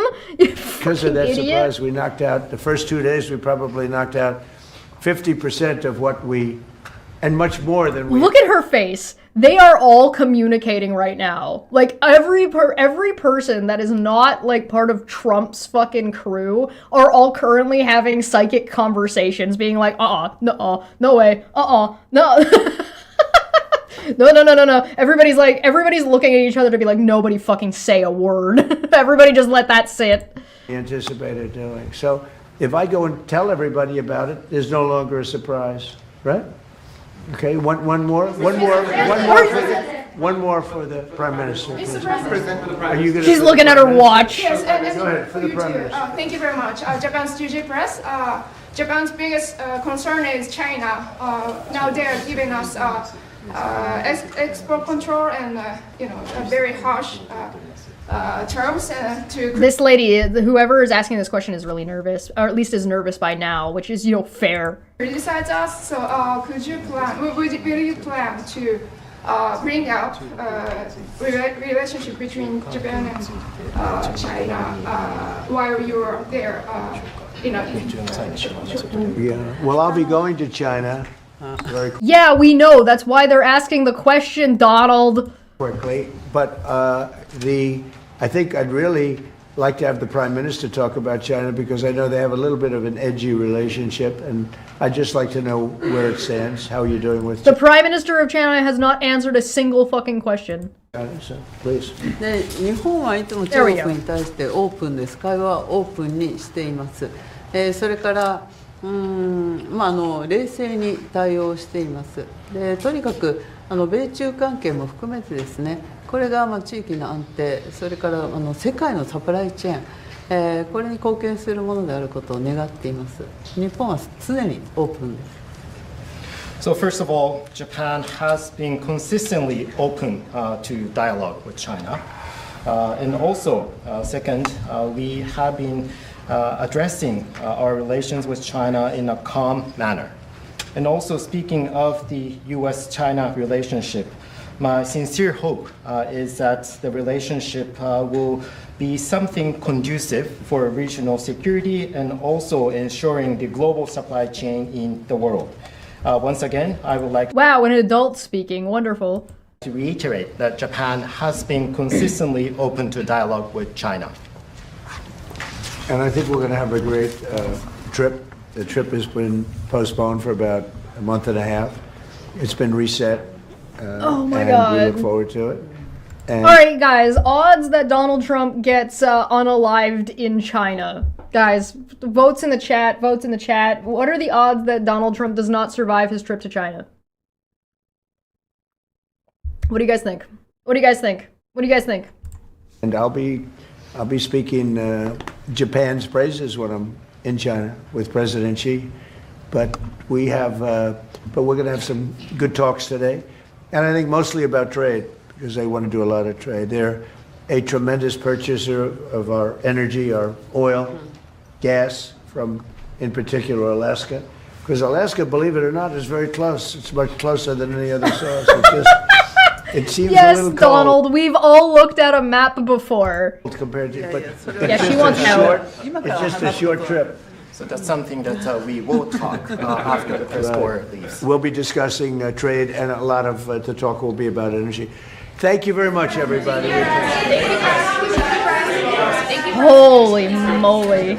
Alright, then it's just the mess that is the Oval Office press room. Holy Jesus Christ. Yeah, she wanted out. Alright, well, comparatively, it seemed like Mark Carney and, what was her name? Takaishi? I don't know if I'm pronouncing it correctly again. I've already forgotten. Well, that was incredibly dumb. Mark Carney and her seem to get along fine. They seem to have things in common. They seem to at least respect each other. To the surprise of nobody, nobody fucking respects Donald. Donald's a fucking idiot. Nobody has anything to even ask. Not a single person from the US press corps asked a question about Japan. At all. Only the Japanese representatives from their media asked questions about the relationship between Japan and America. Takaichi. Oh, okay, I was close. Takaichi. Thank you. So, you know, there's that, I guess. Holy shit, this man. How does anybody fucking like this guy? I don't understand. Anyway, Mark Carney and her are clearly way more, like, look at them. Like, they're way more comfortable with each other. They're, like, comfortable looking at each other. They're like, fucking talking back and forth. They're standing side by side. Like, there's no, like, fucking weirdness going on. She's looking at her fucking watch. She's like, shut the fuck up face. She's like, oh my fucking god. There's so much of it's just focused on Trump because he's just rambling nonsense. They didn't even bother translating most of what he said for her most of the time. Holy shit. Can we unpack the Pearl Harbor sentence real briefly? I don't think we can. I don't think it's possible to unpack that briefly. There's so much to go on. Jesus Christ. Cheese on crackers. I'm gonna eat cheese and crackers after this. That's what I'm gonna do. Alright. Alright. I'm gonna give everybody a second to go get... We're gonna take a brief break, only for like 2 minutes. Just to give people a chance to shake their brains after listening to that nonsense. And get a snack and get a drink. So we'll be right back in just like a minute or two.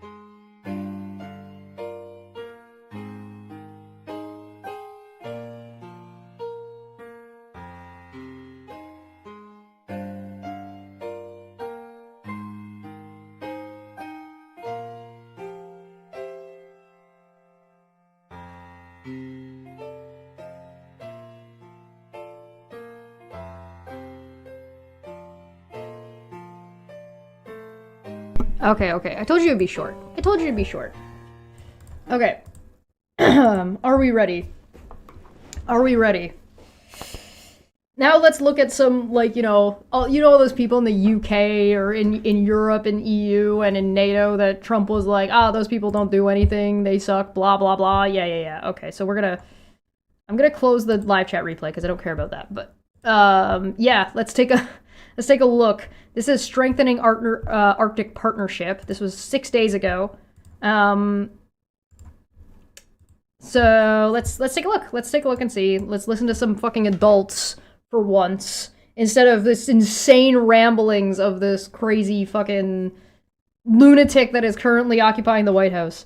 Die deutschen Soldaten erfreuen sich höchster Anerkennung und höchsten Respektes, auch für den Stand ihrer Ausbildung. Und deswegen möchte ich auch den deutschen Soldatinnen und Soldaten, die an dieser Übung hier teilnehmen, ganz herzlich Dank sagen. Gut, dass Sie dabei sind und vor allem kommen Sie heil und gesund nach Haus.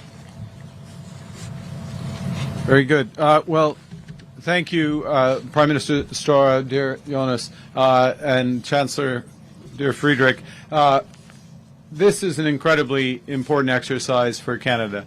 And I think where I'd like to start is to echo comments of my colleagues, is that what we begin with is the strength of our common values. We are like-minded. We hold basic values constantly dear. But we're recognizing at the same time the value of our strength. We're all investing heavily in our defense and security, and we all recognize that we are much stronger together. I like that finally in history, Germany is getting a time to shine, to be like, Germany gets to have a military without everybody being like,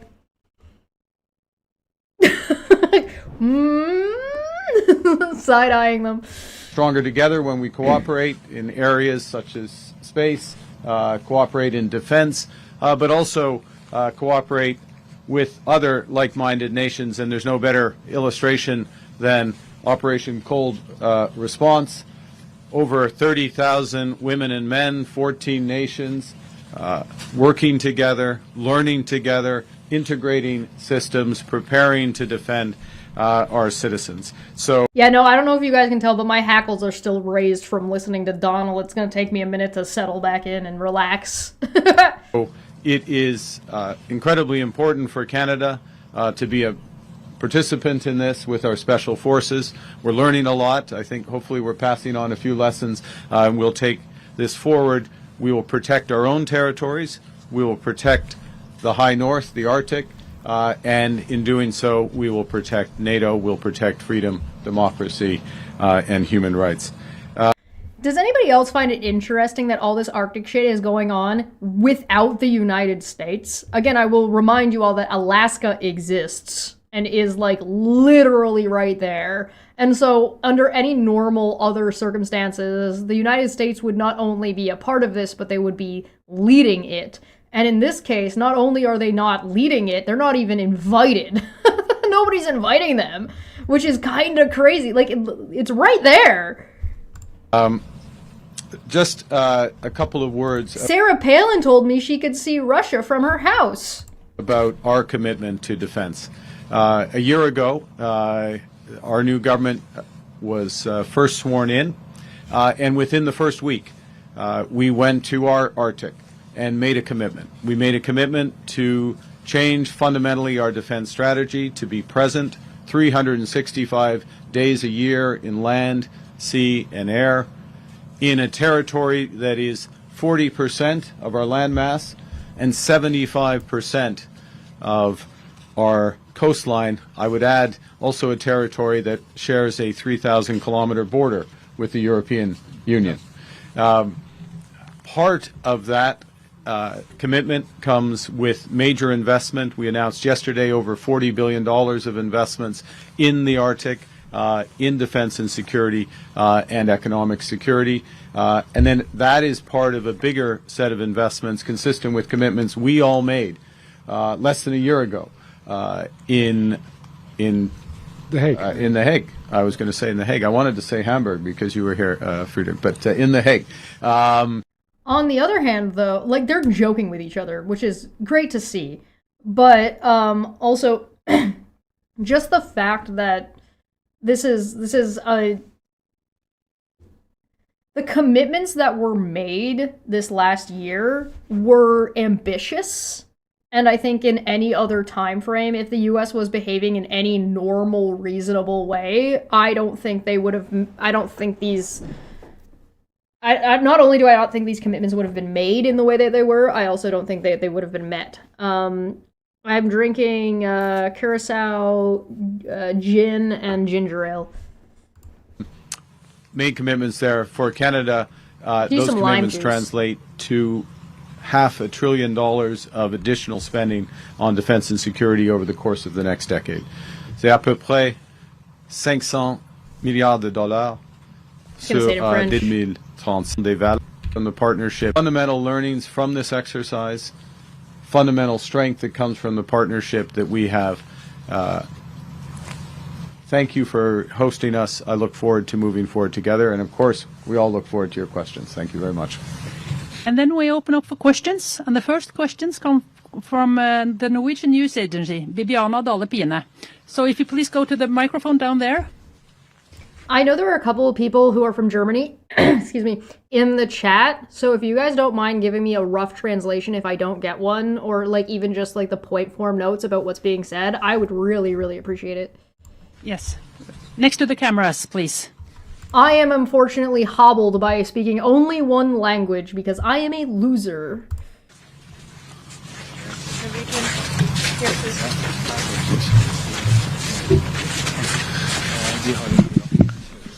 Hello, hi. I can't see you anymore, but hopefully you can hear me.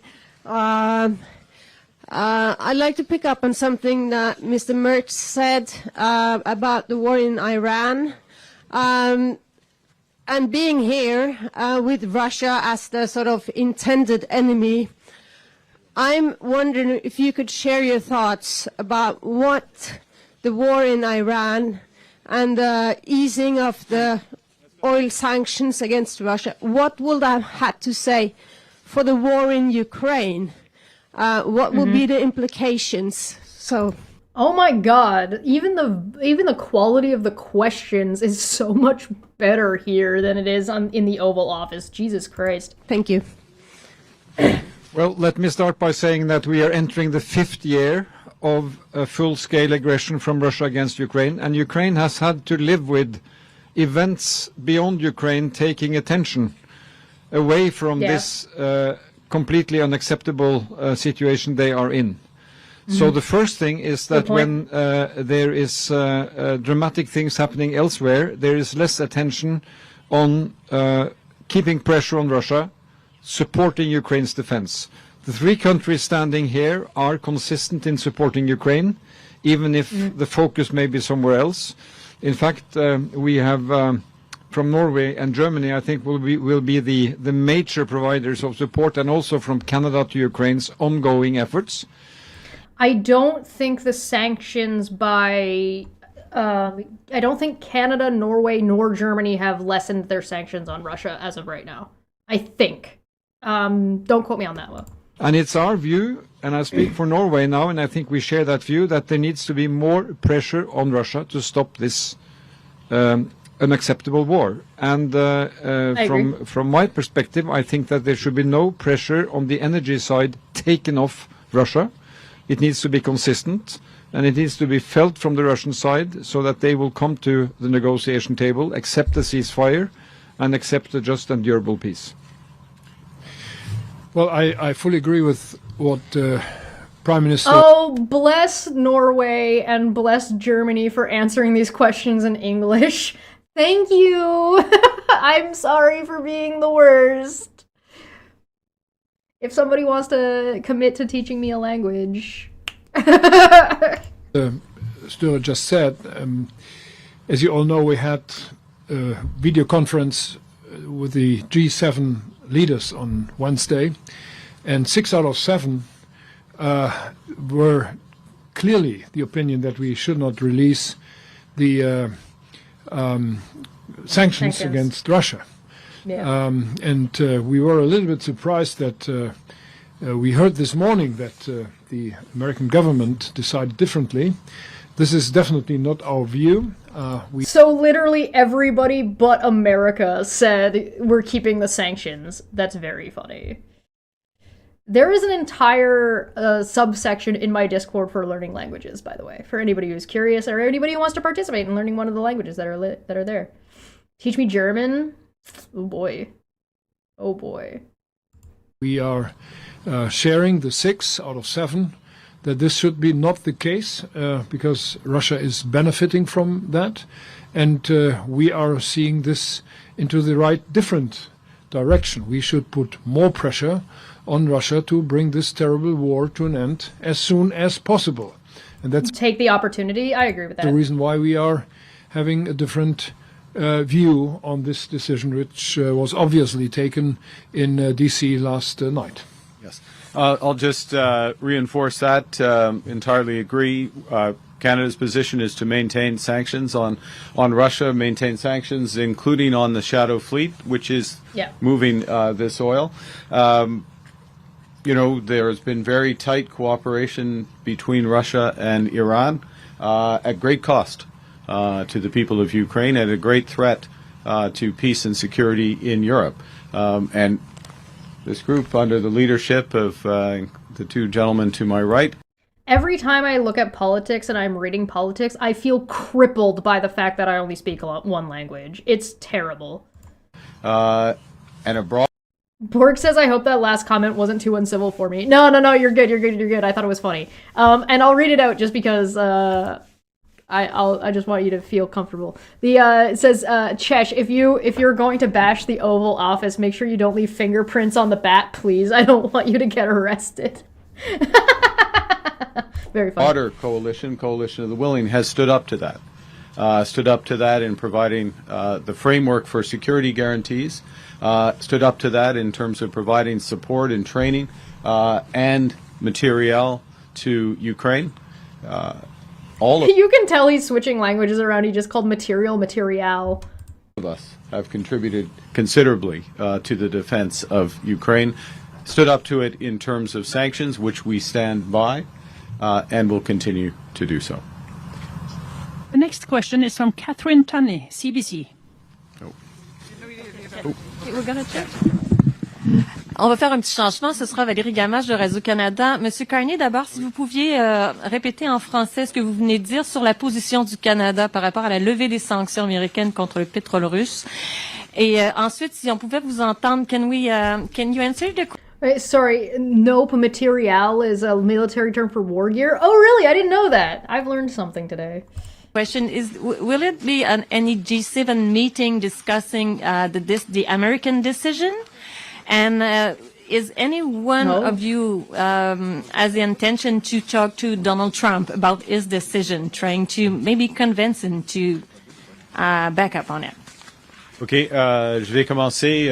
En ce qui concerne les sanctions canadiennes contre la Russie, on va les garder. C'est clair, c'est simple.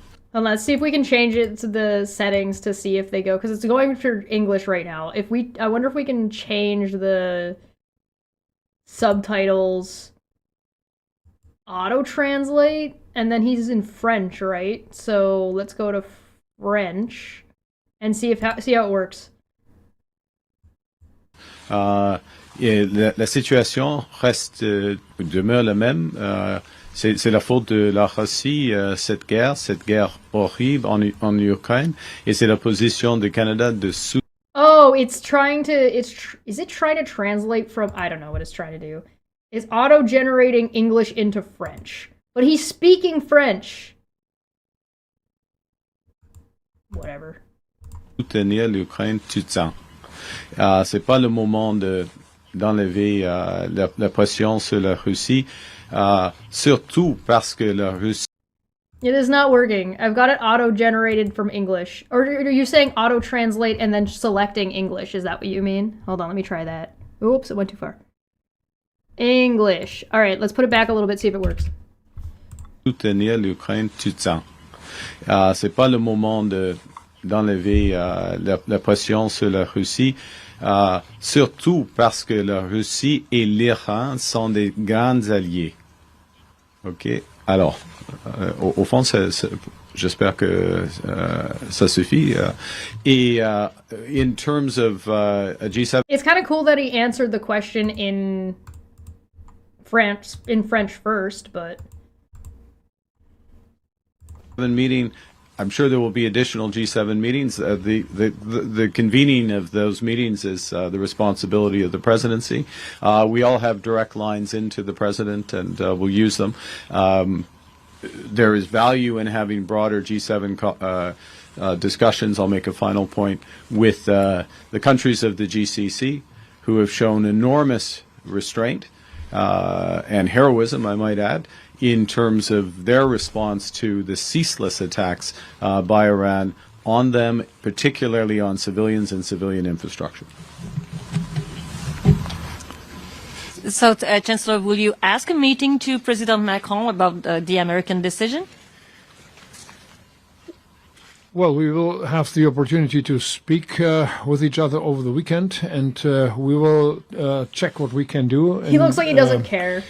I'm totally agreeing with what Mark Carney said about the sanctions, and this is our view, and this is shared by most of the G7 members, and we will figure out what we can do to keep them ongoing and to increase them instead of releasing them. The next questions come from Mr. Winke, Reuters. I have a question to Prime Minister Carney. You just said that we are stronger together if we work together. So my question would be about submarines. Why does Canada not buy the offer Germany and Norway have made? Why are you still thinking about why are you still thinking about a South Korean offer? And a question to the Chancellor and Mr. Störe. What could you actually offer on addition of the offer which was made by the company to Canada to make it more appealing to accept it? I like this question. This is fun. Let me answer this in a way that doesn't put pressure on my two colleagues, which is that I like that Carney is answering the question in a way specifically to not put pressure on his two colleagues, because he could be like, "Oh, let me pressure you into giving me shit," but instead he's gonna be like, "All right, let me do my best." all of our governments are making enormous additional investments in defense and security, rightly so. But all of us are doing so in a way that is responsible with taxpayer dollars, that look to ensure that those investments have the maximum effect in terms of providing defense and security to our citizens, and also build partnerships that have broader industrial and economic benefits for all of us together. Short answer, in my opinion, Carney, is like, we want to diversify. So if we keep buying from the same 3 countries, it's better than buying from the same 1 country, but being able to diversify and build a better relationship with South Korea is beneficial to us in the long term, even if it would be faster and easier to go with Germany. What does that mean? From a process perspective, is you run a very clear, consistent, transparent, open, fair process. And the reason I'm not going to answer your question is we're towards the final stages of that. The Canadians will make a thorough... Uh-oh. We crashed on YouTube. Uh-oh, YouTube crashed. Are we back? You might have to refresh your YouTube.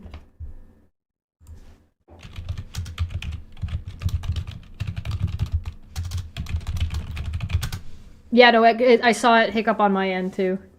I paused and I'll put it back just a second. I think you only missed like a little bit. You're good? We're good? YouTube's trying to shut us down. They don't want the truth out there. It's refreshing to listen to a politician actually answer a question. Yeah, that is nice. That is one thing that I do like about Mark Carney, is that he does not seem to at least dodge questions. He will just say he can't answer some questions. Including the German-Norwegian option. Thank you. Well, let me say that the offer from Norway and Germany was handed Don't forget to like and share the stream, guys. to Canada a few days ago, and I have every confidence that the Positive Canadians politics. will make a thorough evaluation of that offer. So I'll let the technical details lie. Just want to say that from our experience, investing together in these kind of very comprehensive capacities is more about than the capacities. It is also building industrial partnership and strategic and security policy partnership. So when Norway and Germany are integrating on submarines and on tanks, as we have seen here, it means also a very strong political integration between mature and trusted allies. So we get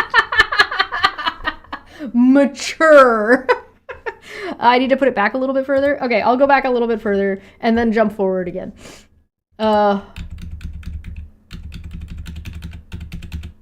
We'll go from here. Okay, so for mature allies, fucking Norway out here throwing shade. Thank you so much for joining me on the stream, by the way, so far, guys. I greatly appreciate it. Don't forget to like and share and all that good shit. But also, like, positive politics. Positive politics, everybody. This is how you do politics like adults. Instead of fucking whatever the hell the United States is currently doing. Industrial and economic benefits for all of us together. What does that mean from a process perspective is you run a very clear, consistent, transparent, open, fair process. And the reason I'm not going to answer your question is we're towards the final stages of that. We're at the final stages of that, and we're blessed by having options, very much including the German-Norwegian option. Thank you. Well, let me say that the offer from Norway and Germany was handed to... All right, and I will jump forward from here up to when he clearly just fucking insulted the President of the United States, in my opinion. Integration between mature and trusted allies. So we get much closer in the way we share outlook on security environment, on security threats, and it's also kind of a cultural dimension of bringing us together, which provides Norway net security by those kind of common projects. So I think that's the whole idea. These are major investments, as Prime Minister Carney says. We are making decisions on spending a lot of money on this, which means that we can spend less money on other important issues in our societies. And in addition to investing in these capacities, you know, when we do it together, we get an extra political dimension, which is very important for Norwegian security. I still think it's crazy to me to think that that Germany, Norway, and Canada are looking at this and doing this. Australia is involved as well with some of their product, their military product, their security product. That all of this Arctic movement, military movement, is happening without the United States. Without the United States. You think he means mature as in like a developed countries as opposed to like cheesing on the United States? Maybe he does. Maybe he means both. It could be a double entendre. Maybe he means both things. But hey, you know, it's fine either way. Well, I fully agree with what my colleagues said. This is covering the entire picture of, the one hand, spending money for the right equipment, on the other hand, to standardize, to bring more standards into NATO, and to scale up the numbers. So this is, in my view, extremely important. And we're talking about, and as Mark Carney said, we are in the final stage of our talks, and I'm very much hoping that we can convince the Canadian partners to do that, what we want to see them to do. The next question comes from pt2, Simen Grimstad Øksnes. It's a good answer. The one thing that I'm really enjoying about watching this is they all seem to be actually friendly, and they're not like undercutting each other, and they're not like, they're actually like in a good mood. It's not like, it doesn't feel like fucking, ugh, why are we talking to this guy? But you know what I mean? Which is nice, I like that. Hello. Norwegian authorities. There is some, I'm sure there's some kind of stereotypical joke I can make about the German going around saying we need more standards in our in our industry, our military industry. It's repeatedly emphasized that the United States is Norway's most important ally. Do the German Chancellor and the Canadian Prime Minister still believe that the US can be trusted when it comes to security in the North?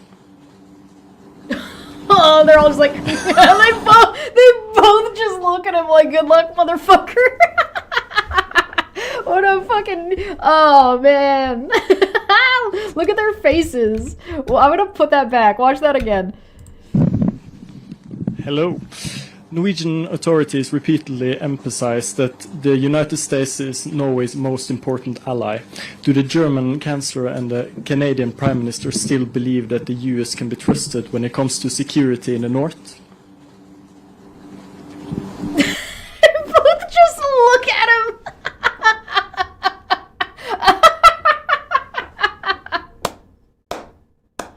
Oh, that's wonderful.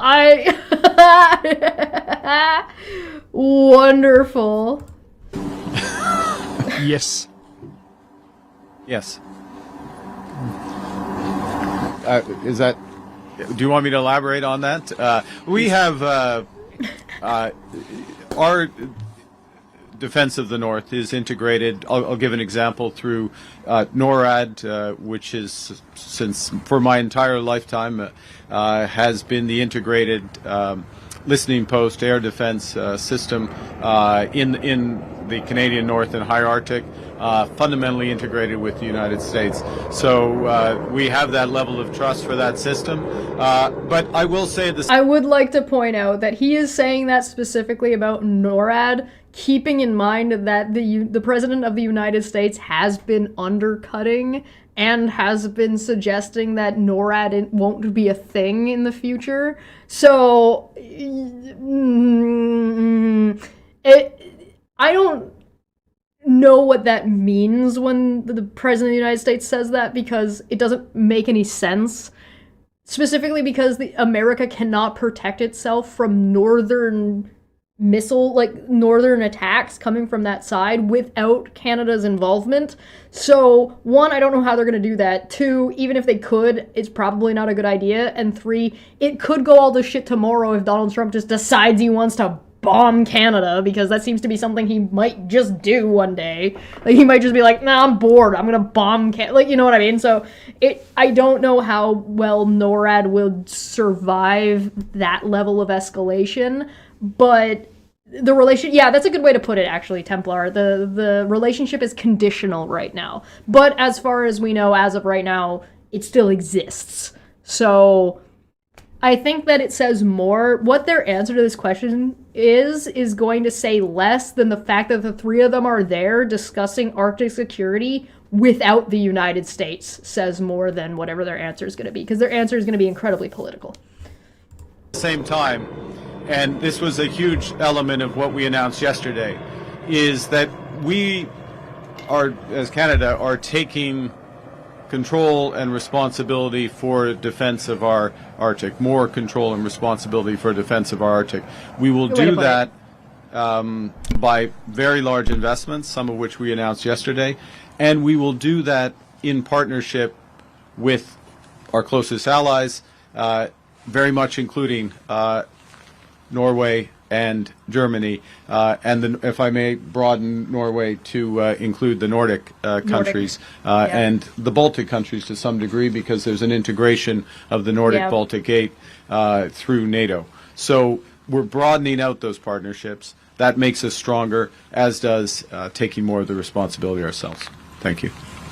Can I add one? Yeah, I think one of the things that needs to be kept in mind is that I think had Donald Trump truly intended on taking Canada, he missed his opportunity, because the longer this takes, the more prepared Canada is going to be. So we're already now prepared with other allies. We are already more prepared when it comes to the direction and our trade routes. We are also more prepared when it comes to just from a business and finance standpoint.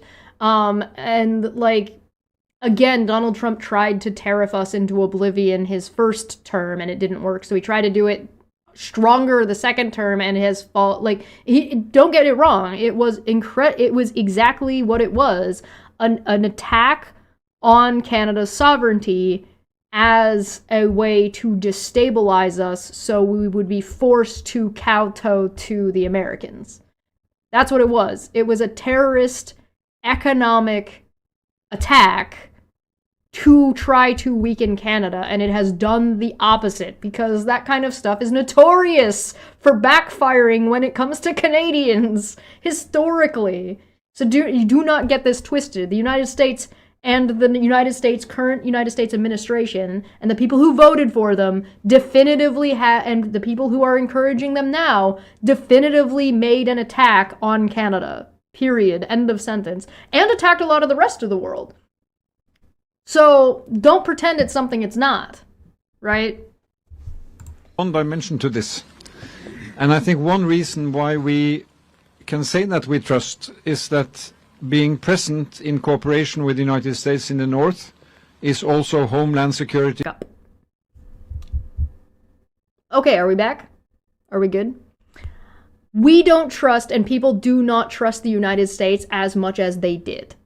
And I think that's clear. And one of the ways that's clear is that had we trusted the United States the way that we did before, it doesn't mean we don't trust the United States at all, but had we trust the United States as much as we did before, we wouldn't be doing this, one, without their input, and two, at all, necessarily, right? We would just let the United States be like, hey, listen, you guys run this, you guys lead this, let us know what we need to do, and then we'll fucking do it.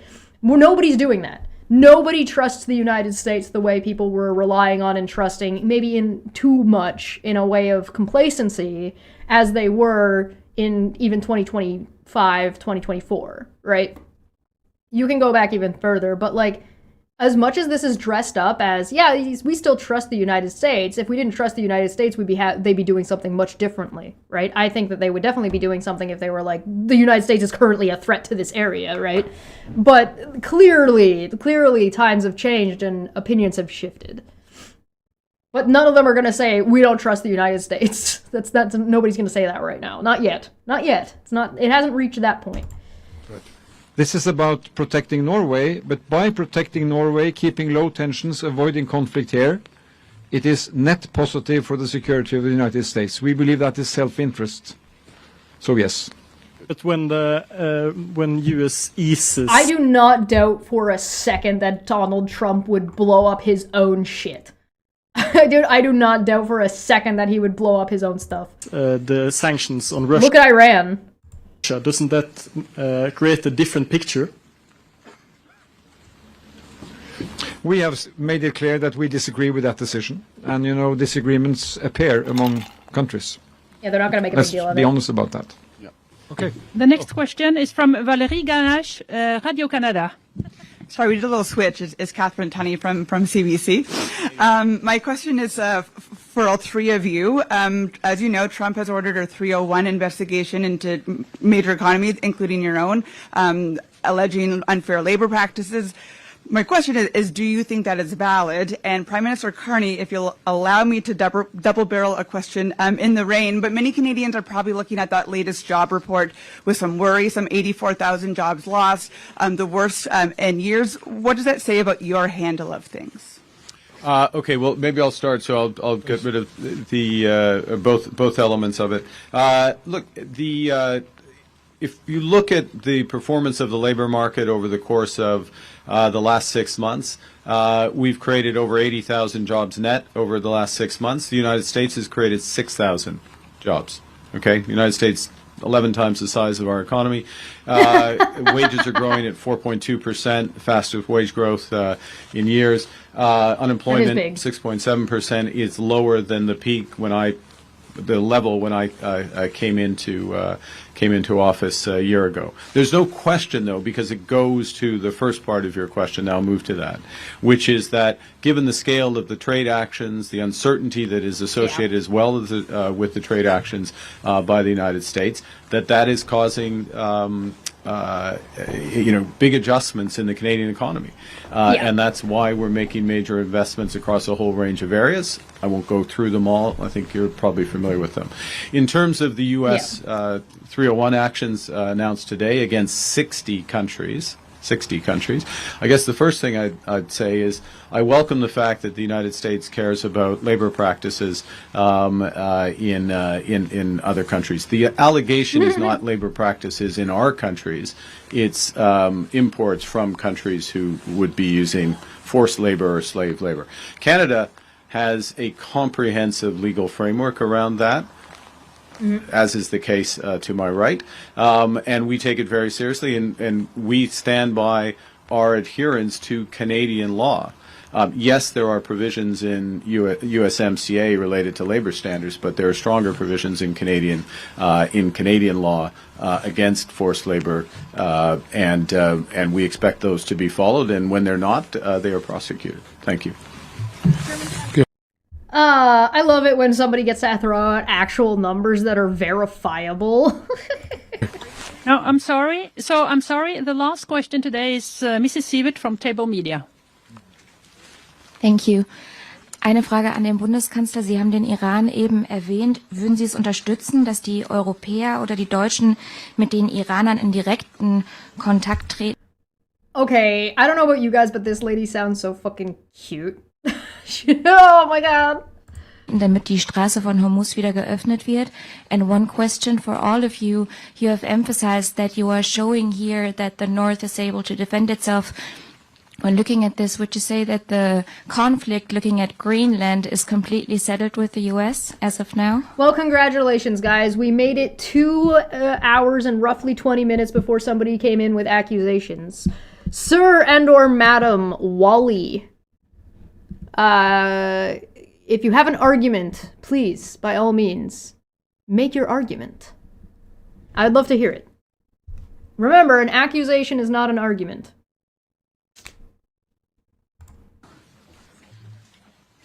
Well, wir unternehmen alle Anstrengungen, um diesen Krieg in Iran und I know they were asking, so I assumed they were a woman. I don't know if they're a woman. They sounded very cute and very feminine. And yes, I'm aware that they were speaking German. German doesn't sound aggressive all the time, guys. mit dem Iran zu beenden. Alle diplomatischen Kanäle werden genutzt und wir hoffen, dass wir Wege finden, diesen Krieg so They were asking something about Iran. schnell wie möglich zu beenden, weil er niemandem nutzt und vielen schadet, ökonomisch auch uns. Und was die zweite Frage betrifft, wir arbeiten hier sehr eng zusammen. Wir versuchen Wege zu finden, wie wir auch enger kooperieren. Das zeigen wir hier auch mit unserer Präsenz und das ist genau der Weg, den wir jetzt auch gemeinsam in den nächsten Wochen, Monaten und Jahren gehen wollen. Well, can I just say on Greenland, Greenland is part of the Kingdom of Denmark, and it's up to the people in Greenland and in Denmark to trace the future for the people in Greenland. And any attempt to say that a country can take land from another country is unacceptable. It's not acceptable to international law, and especially something which should be unheard of among allies. Yeah, I agree with that answer. Will just fully associate myself with that. I've said it in the past, and I just add this because it goes to what's happening here, is that we are fully prepared individually and collectively to defend the Arctic and the High North. What this operation is about, this training exercise, is to further build those capabilities against Russia, against any external threat. And of course, that very much includes Denmark as one of the 14 countries that's participating. It's also the case with Arctic Sentry within NATO and other frameworks. So we will deal with the security threats as partners, not as individuals. Thank you. Okay. And on that note, we need to wrap up this press conference. Thank you so much. Very good. Do you guys like how it's not just the press screaming and shouting like it's a fucking madhouse like it is in the fucking Oval Office? If there was anything the press could do to, like, make things better than what they're doing right now, it would be to, when they pause to take questions, actually don't just start yelling your questions. Actually just sit down and wait for them to select somebody. just be fucking chill. That would do a whole lot to make Trump look like a goddamn embarrassment. Because quite frankly, Donald wants it to look like a fucking madhouse. He wants it to be like that because he thinks it's like a fucking power move. So actually do that. We wanting to cooperate in the future? What? Says who? Says who? All right. I'm waiting for Wally here to give us some citations or some kind of reference to their arbitrary bullshit that they were saying, but they haven't mentioned anything yet. So, are you guys ready for the next one? We got one more to cover, and then that'll be it. Then we're done.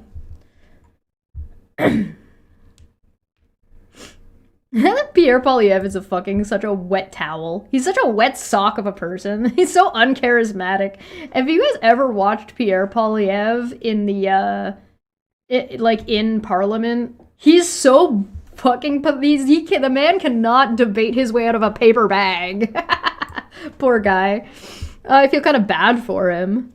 PM Mark Carney holds a joint news conference with the Nordic leaders. So this was on March 15th. So this was during the summit. So let's take a look and see what he's saying. Press conference with the prime ministers from Norway, Canada, Denmark, Sweden, Finland, and Iceland. First, we will have short statements from the leaders, and then we will open up for questions. And with that, if you are able to translate or want to or have the time and or effort, leaving it as a comment below this video would be amazing. I give the floor to the Prime Minister of Norway, Jonas Gahr Støre. Good morning. This has been a good working session among close friends. I'm very happy Bless, they all speak English. to host Prime Thank you, I know I'm pathetic. Minister from Canada, Mark Carney, visiting, and then be able to unite my Nordic neighbors here at the Nordic Canadian meeting. Soyez le bienvenu, Monsieur le I love that this is a Nordic Canadian meeting. So like all of the Nordic countries have their own meetings, and now like it's just Nordic and Canada. It's like, hey.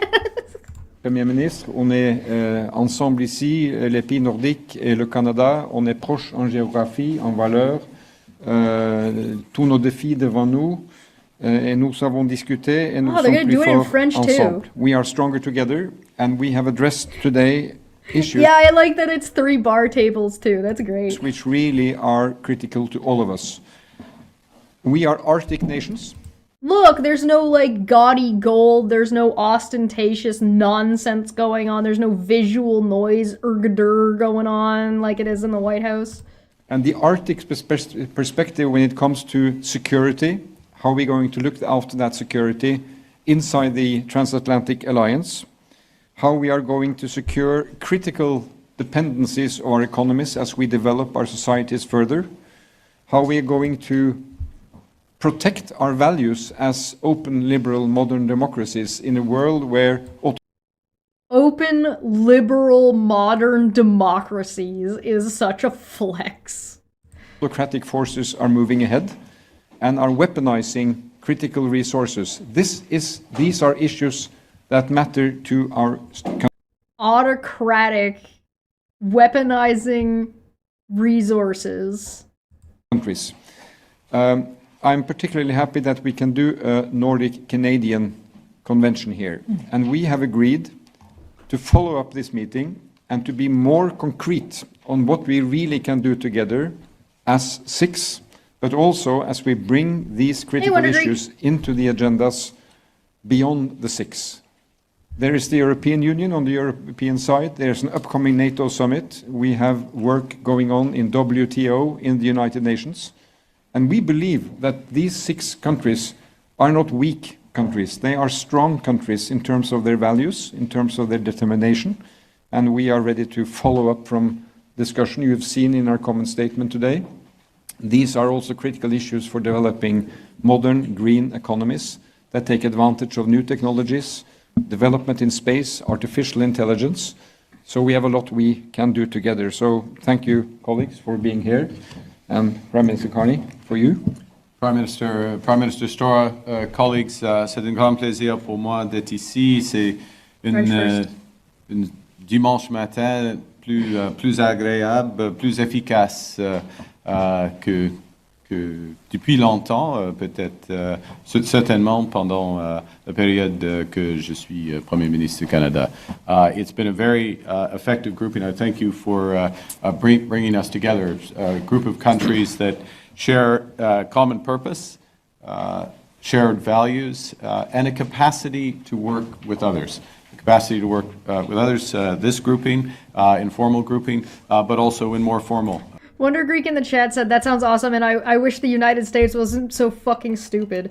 This is one of the things that I'm really enjoying about watching these, and something that has been consistently, like, what Mark Carney has been saying. Not only something that he said during his time when he was running for, not just when he was running for Prime Minister, but something that he has kept as a through line throughout his administration so far, is that he wants to work with other countries. He wants to work with other people. He wants to find other people who are like-minded in values to work together.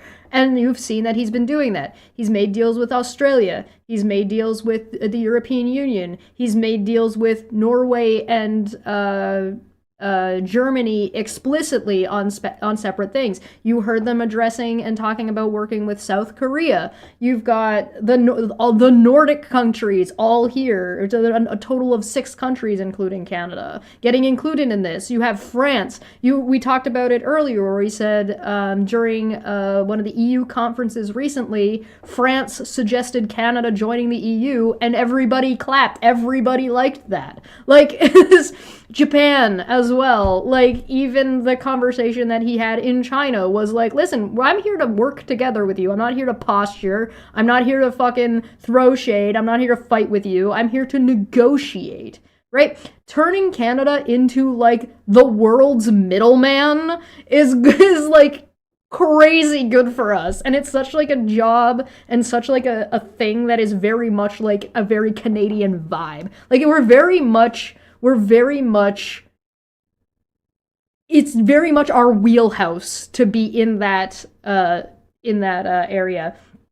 I don't know if Canada will actually end up joining the EU, but I could see Canada being having like a special EU status. Dormammu, I've come to bargain. I know, right?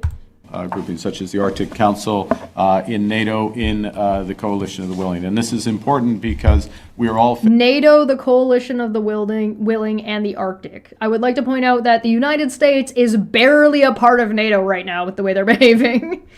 Facing a growing list of challenges, challenges to Arctic security, challenges that come from the changing nature of warfare, challenges which interact with changing technologies. Joke's on you, Mark. War never changes. Ha, got him. What a libtard. Conflicts, both actual and virtual, that are moving closer to all of us. As Prime Minister just said, and as our discussion reflected, security is moving beyond traditional areas of energy security, food security, and of course defense security into core strategic capacities driven by the changing nature of our economy. So critical minerals, artificial... The changing nature of our economies. Intelligence, space, all aspects of digital infrastructure. And what we see is, as our economies... Carney is very much... Okay, so I don't know about Carney. Sorry, I'm answering Icarus's question. Which one is more left / right wing, Carney or Mertz?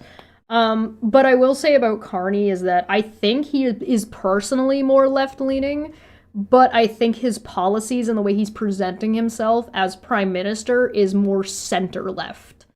He is he's doing a very good job of coaxing conservatives. And our expertise is a large degree of complementarity between us. And so what we've been discussing is how we can work together. But he's doing something that the Democrats in the United States have not been successful at doing. He's coaxing conservatives away from the edge of right-wing extremism back towards center without giving up any ground by moving towards them. He's just convincing them to come to him, then trying to reach out to them to move towards them, which is very, very good. And the Democrats in the United States would do well to learn some of these strategies. together in order to... What makes you think... Actually, I'm curious. Perry said in the chat, Carney is not a politician, he is a technocrat. I'm not sure why that matters, but I'm also curious as to, when you say he's a technocrat, what do you mean? increase our own strategic autonomy, increase our resilience, but also to solve immediate issues in terms of jobs, employment, and do so in a way that is consistent with our values on sustainability. So it's core to Canada's strategic interests to work together with this group. Nous pouvons en faire encore plus dans le domaine du commerce, de la défense, des technologies qui redéfinissent l'industrie et la vie même.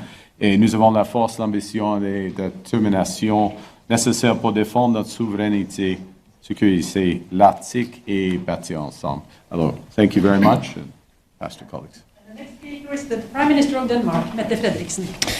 Dear Mark, it's great to have you among us, the Nordic leaders. And I have to say to you that you have a lot of supporters in our countries. I adore how well Denmark and Canada have been reacting and dealing with the direct threats and handling of the United States of America. And Denmark and Canada being more buddy-buddy with each other, I am here for it. Denmark's got some shit that I want. Denmark does some things that I wish Canada did. So, like, I want to hang out with the people from Denmark more. Hang out with me more. Thanks.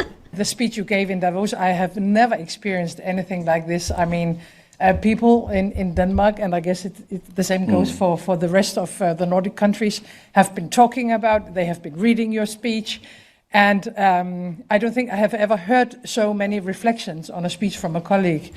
I would actually love to go and visit Denmark and hang out and live there for a little while, for sure. That'd be a lot of fun. I don't intend on leaving Canada. I like Canada, so I like living here. But I would love to go and live in Denmark for a couple of months or a year or two. As I have heard about your speech in Davos, and it is because you show leadership. You were talking about how democracies can work together and that we have to connect even closer in this world where the old world order is gone and it will probably not come back. So we have to build something new, and it has to be a world. And do we even want it to come back, I think, is another question, because I think most people would say no. World order that is built on the values that we represent, the leaders standing in front of you today. I am very grateful, I have to say this, for all the help we have received in the Kingdom of Denmark, Greenland and Denmark. We have had a totally unacceptable pressure from US and the US president. It has been very difficult for the people in Greenland to experience this. Yeah. And one of the reasons why we have been able to... I think that Greenland, I don't speak for Greenland, obviously, but it seems to me the vibe check in Greenland is the people in Greenland got way more scared by what the United States was saying compared to the way the Canadians responded. Just from a vibe standpoint. Now, I'm not saying that they're scared little babies and they're not going to do anything. That's not what I mean. I mean, I think they took the threat as oh my God, we're going to get bombed tomorrow kind of threat, as opposed to Canada went, are you say what, mate? What was that?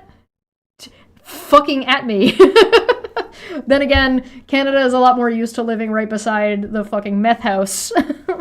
Stand firmly on very common values, that you have to respect sovereign states, that you have to respect a people's right for self-determination, is because of our good friends in the Nordic countries, in Europe, but also with partners outside, especially you, Mark. So from the bottom of my heart, thank you for that. Now we have to continue our... You guys say this like I should go and visit, as I am sitting here super chatless. Pay me more money and I'll come visit. Work. We are deepening our cooperation in the Arctic region. It is important. We are deepening our cooperation also militarily in our own region, not only the Arctic, but also more locally in the northern part of Europe. It's going I think, in the right direction.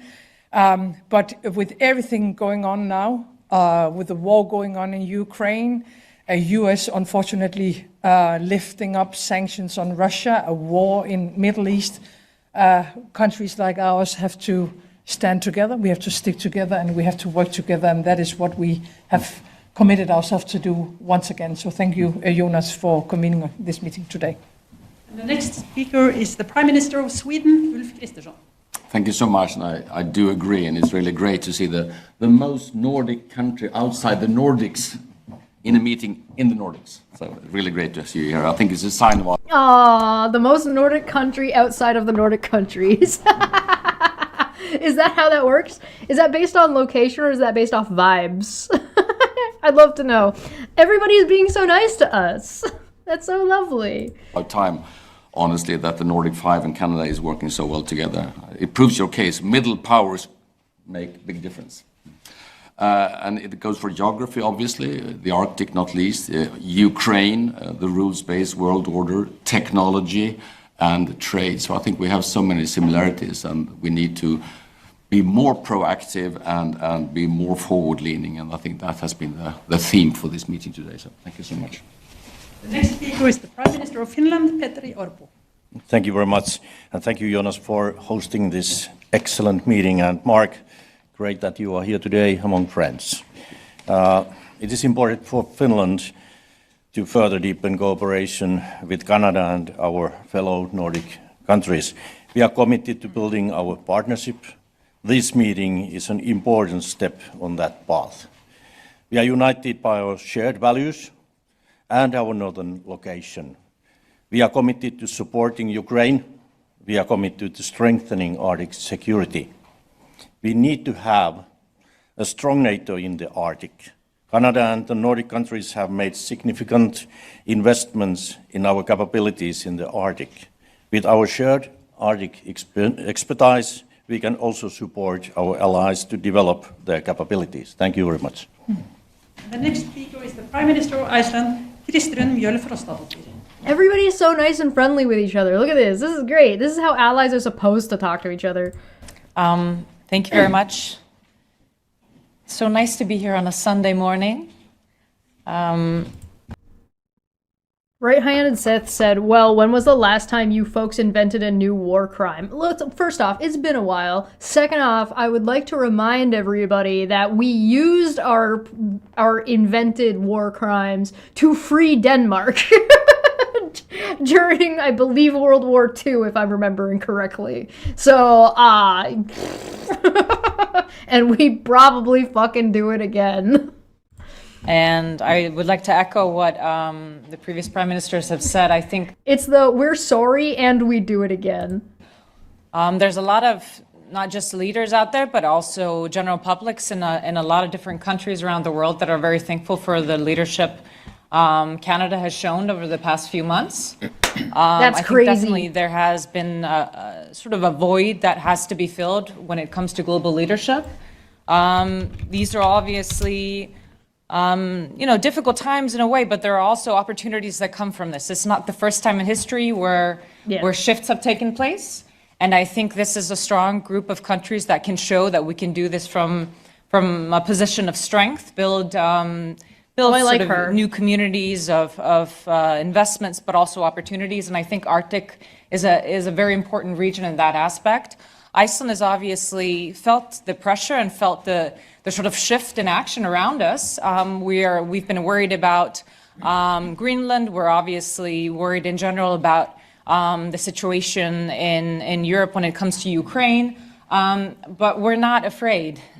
We see this also as a way to sort of shift alliances in the sense that, even though we're not closing anyone off, we're also just sort of broadening our scheme. And I think this group joining together with Canada shows that there are great opportunities out there. There are silver linings to these types of events. The focus for NATO, for example, has been brought up north. The discussions about Arctic security, Arctic opportunity, economic integration is also more relevant today, and Iceland is going to be a big player in that area. So we welcome any type of cooperation, and I think this group shows that you can show up with a calm and collected front through times like this. We don't always have to be reactionary, and this is one of the things that we discussed. These motherfuckers are throwing so much goddamn shade. Holy shit. And I'm looking forward to seeing some concrete measures coming out of this and deliverables. That's why that's how you know they're all allies and they're all like getting along well. It's because they're all just comfortable just throwing shade at the person who's not in the room. Again, we're talking about Arctic security without the United States, and I remind you that the United States is in the Arctic. Like, Alaska exists.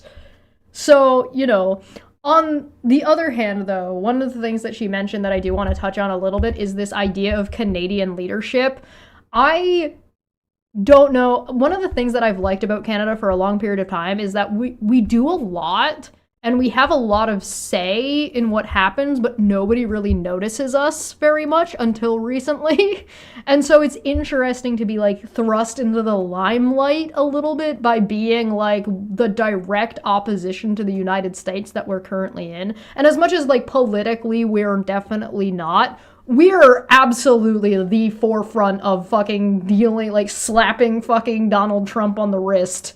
That is like definitively, we are the babysitter in the room, which has put us into one interesting position. But on the other hand, I don't know what this is going to look like in the future. What I kind of hope is I'm kind of hoping that by the time all of this is sort of settled down, what I'm hoping for is that people are going to look, and Canada will be in the position of being in a position of leading, but not in a position of like this absolute power position like the United States was trying to be and had been for a long time. I don't like the idea of that as a thing, but I like the idea of Canada being in a position of a lot of soft power, where it's like, you know, there's a trade route here, there's a negotiation here, there's resources here that all culminate into a large amount of power, which do not require an over-bloated military to fucking posture on our behalf, if that makes sense. Because I'm not too, like, I do think our military needs to be buffed up, but I do not want to be spending, like, an insane percentage of our GDP on our military, because that's going to make our people suffer, as you can see what's happened in the United States, right? I want to be in a leader, a diplomatic leader, yeah, a leader in diplomacy, a leader as like that middleman, a leader in like the, hey, listen, you want to go and get along with everybody? All right. Here we go, do this, do that, do that. We don't want to be like that, right? It's Halloween for trade deals for Canada. Yeah, I know, right? We'll open up for questions. And the first question comes from Stål Talsnes, pt2. Thank you very much. My question is on the war situation in Iran and the Middle East. I ask, it's in principle to all of you prime ministers. Oh my God, everybody is like, ugh, Iran and America, ugh. Have you discussed or reached a Nordic-Canadian alignment regarding how to end this war? And what are your respective countries' analysis? How would the Nordic countries end the war that the United States started with Israel against Iran? Like, how would they even begin to, such a solution? Or everybody just keep calling Donald Trump so he's never off of the phone, like you go in shifts? Whose war is this, really? Oh. Well, yeah. I think we are not part of this war. We did not initiate it, but we are all affected by it. So I think there's a clear call here that international law must be respected, and it should be the responsibility of the concerned parties to find ways of ending the hostilities that now have great impact around the world. We are concerned to see that there is still an escalation. You mean that the problem was initiated by another party, but we're still responsible for doing what we can to fix the issue? Imagine that. There are still worries about how the world economy will be affected by the energy situation around the Gulf. For our part, you know, we will use... Yeah, Polar Vortex in the chat says, I agree, I don't want Canada to be the bully in the room. Yeah, I don't want to be an empire. I don't want Canada to turn into an empire. any channel we have, any opportunity we have to urge the parties to find a way that will not escalate this war. I think that's what we can say. It is not our war. Yeah, I was using the word fix loosely. It seems to us that the plan for how it will develop is pretty unclear. And Yeah. that's the danger with initiating wars, that they Putting it lightly. rarely follow a script. The next question comes from Canada and Judith Trin, CTV. This question is to all the prime ministers. Oh, hey, Manya, welcome. How's it going? Good morning. As Arctic nations with valuable resources that President Donald Trump wants, do you feel the U.S. threat to Greenland's sovereignty and Canada's sovereignty is over? And what specific actions can you, as middle powers, take together to defend each other against threats to your nation's self-determination? Okay.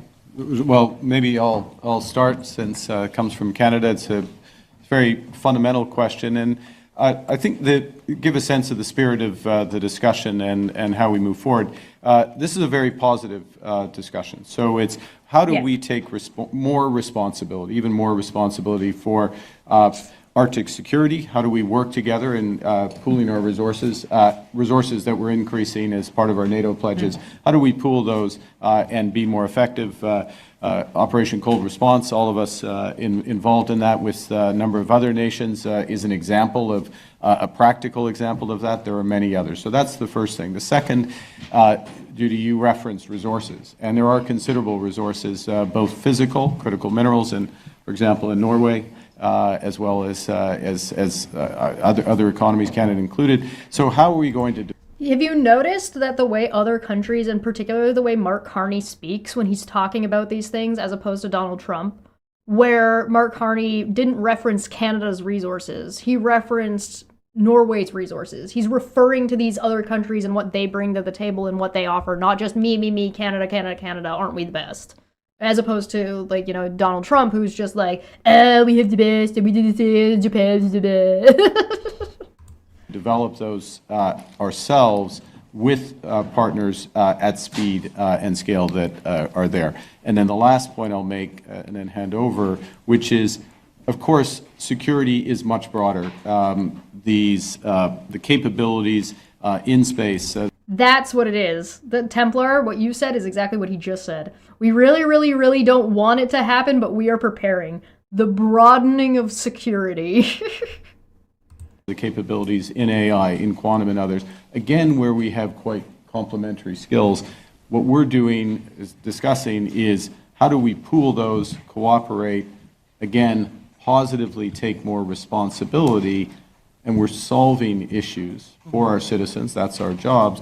And in that regard, it reduces the threats. Good management and good leadership is, sharing praise and taking responsibility, Can I follow up briefly on that question? You know, Prime Minister Fredriksson gave praise to the speech that Prime Minister Carney gave. Let me give praise to the way the Danish Prime Minister has stood up for some principles which are absolutely key. For Denmark, for the Kingdom of Denmark, for the people in Greenland, it's for them to decide on what happens. I think that he made an important distinction there. The Kingdom of Denmark for Denmark and the people of Greenland. Because right now, the people of Greenland are a part of Denmark, but they have also considered not being part of, like, being independent. And that's been an ongoing thing. And so there's a little bit of contention there. So I think making that distinction is valuable. In the Kingdom of Denmark. But what she has stood up for is much more than that. It is for basic principles of international law, national sovereignty, and territorial integrity, which is not simply language in school books. This is hardcore realities of how we preserve freedom, democracy, and we have stood by these principles because we are close to Denmark in this Nordic family, but also because it really matters to all of us. And I'd like to also to They're all also referring to each other by their titles and not reducing them to names. That's a good point as well. On top of that, there's also this other thing going on here where they're talking about this. A lot of what's happening is they're tertiarily, like, it is collateral damage that the United States is being insulted. right? We want to defend democracy and fight for freedom, not by fucking guns a-blazing dropping bombs on people, but through diplomacy and through democracy and through discussions and working together. To say that this is responding to threats which are unacceptable in general, but even more unacceptable among allies. But I would say what follows... Yeah, there's no interrupting going on either, yeah. ...from this is also a great range of opportunities, which we have discussed around the table today. That our countries have things that we can do together, that we will do together, because it's really beneficial for our populations, for their work, for their income, for their security. And meetings like the one we've had today is really helping us to launch on that path. Yeah, absolutely. And the next question comes from Maria Andersen, Denmark's Radio. Again, I'm back to notice how the press are not a raving bunch of lunatics just all screaming at the same time. And I have a question for Prime Minister Mark Carney, but also for the four Nordic leaders of Denmark's neighbors. Here you are side by side talking about the importance of unity. If a country within the NATO alliance tries to take over Greenland, would Canada then be ready to contribute with military forces and actually put up military resistance to protect Greenland? Well, the first thing I'd say, thank you for the question. We tricky hypothetical. Stand foursquare behind the principles of sovereignty, territorial integrity. Hoyner in the chat said, and everybody's English speaking level is higher than the President of the United States. If the U.S. invaded. It is for the people of Greenland and Denmark to decide their futures. And first point, being absolutely clear about that, being clear that we will back that with measures as necessary, as a partner. As necessary. And I think the fact that we and others have been clear, I don't want to put it on Canada, but European Union and others have been clear about these fundamental principles and the principle of solidarity has helped to create the space which always should have been there, to be clear, to develop a better security umbrella in the Arctic, but also including Greenland. So we're clear on where we stand, and we will continue to stand with Denmark and Greenland. Thank you. The short answer is yes, fuck you. If I were to respond on behalf of Norway, we are part of an alliance based on collective security. And what we have done over the last year, the Arctic 7, is to develop the script on how NATO will look after security in all of Arctic. We have our more geographic close parts of the Arctic where NATO has been present, Joshua in the chat said, I'm envious. The US is exactly the this is fine meme right now. Not only, I would push it a step further and say it's the this is fine meme, except they're saying, we're winning! But the strategy and regional plans for a couple of decades. And now we are broadening that. So I would approach that question by saying, you know, that NATO allies stand together, and we have developed plans to deliver on that. Yep. And I think it's fair to say that we... Yeah, Templar's correct. You fuck with one of us, you fuck with all of us. This is... That was the try us, bro. Quite recently, fully and firmly proved that we stand behind Denmark. Yes, we stand fully behind Denmark, and we will. And I'm proud how united we were a few months ago, and we need to continue. But what is important now is strengthen Arctic security together. And from my perspective, Arctic security is one of the... Strengthening Arctic security helps protect Greenland, basically. Our biggest concerns. Arctic starts from our eastern border and continue to the Greenland and Canada. That's why we need to work together and strengthen Arctic security. Michael in the chat said, I like Carney. It's been a while since I was this proud as a Canadian to witness such a statesman representing Canada. We will do well and get behind this guy. Signed a former Conservative voter. Yeah, I'm with you. High five, man. I think most Conservatives are very much more on board with Mark Carney than otherwise. But also, I just think the majority of conservative Canadians are not right-wing extremists. They are not right-wing extremists. They might be right-wing, but they're not crazy extremists. John for 5, that I want to read real quick, said, do you really think this is the big problem facing Canada? Unemployment up, highest G7 food prices, highest G7 housing, low labor productivity. I am not sure that that's true. I'm not sure we have the highest. I do know we have the lowest inflation rate in the G7. I'm not entirely sure about the food prices and the housing. I know we definitely have we don't have low labor productivity. We definitely don't have the lowest labor productivity in the G7. Actually, we just watched Mark Carney talking about that in comparison to the United States, right? So we made 80,000 jobs, 80,000, I think, as opposed to the United States going up by 6,000. So I'm not sure what this big problem you're referring to is. Do you really think this is the big problem? Do you mind clarifying which problem you're talking about? I'm not sure what problem you mean. And Joshua for 5 sent 5 super chats. Thank you very much. Greatly appreciated. Those went to Victoria, Hoyner, Fryer, Alicia, Jay. Thank you so much. Greatly appreciated. We will add this to the number also. Hell yeah. Enjoy your emotes, by the way. Pucks in the chat, everybody. Pucks in the chat for the new memberships going on. So yeah, I'm gonna hit play and let's take a, well, we also got some statistics getting dropped by Feline, because of course Feline's dropping statistics. Unemployment rate of the G7. So let's see, Canada is the light blue. So except for, COVID, which is, come on, which is fucking COVID, to be fair. The unemployment rate is relatively stable. This is 10% is here, by the way, and 5% is here, so that gives you, we're roughly somewhere around the 7% rate. The lowest country being currently Japan. So there's that. United States is this red line, which is similar to us, but at a higher rate. And then we have the United Kingdom is here. You can kind of hover over them to see where they are. So it does not look like your statement, your accusation is following through. Do you have something else or an argument for us? Because again, a statement is not an argument. Unemployment seems to be fine. Food prices and housing.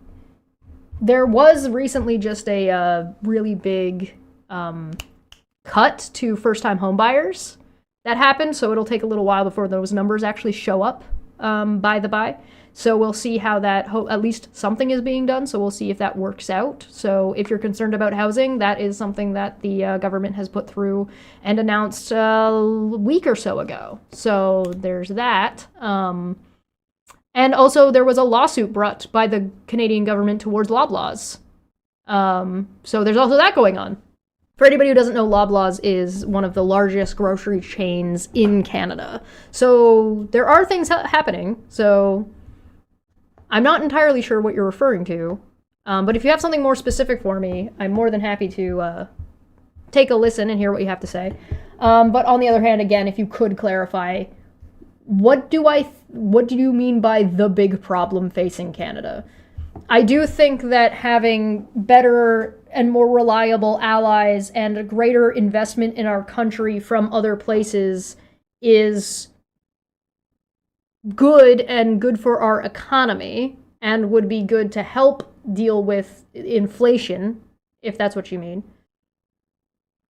What do I make of this article from Global News? US beats Canada in latest world happiness rating. I would press X to doubt. Let me pull it up. Let me pull up the article. Take a look. The United States is notoriously low on the world happiness chart rankings. So let's see. Let's take a look. U.S. beats Canada in latest world happiness ranking. The Canadian press, this is Global News. Hopefully I've got the right article. You let me know if this is the wrong one. A new report says Canada has dropped down to 25th place in the World Happiness Ranking as researchers highlight heavy social media use contributing to a sharp decline in well-being among young people. Interesting, not terribly surprised. The annual report published at the Wellbeing Research Center at the University of Oxford found that Finland is the happiest country in the world for the 9th year in a row, and the other Nordic, that sounds about right. Canada slipped to 25th place after coming 18th last year, finishing behind the 23rd in the United States. All right, so let's go to the actual ranking and see what we got. This is not the actual ranking. Why did you not link the fucking thing, you assholes? I hate it when they do that! Ugh. Thank you, Feline. Oh, this is ranking for 2026. Huh, interesting. 6.8 out of 10. It could be better. It could be better. Let's see, we got the top 5, of course, Finland, Denmark, Iceland, Sweden, and Netherlands. Oh, all at 7.7. That's really good. That's actually really, so we're at 6.8, so we're less than 1 total point away from the top 5. I'm pretty happy with that. Let's see. Said we slipped to, well, we're 18th right now. Oh, that's 2025. So as of 2025, we're 18th. So, do we have an updated one? Do we have the updated from 2026? I'm not seeing the updated from 2026.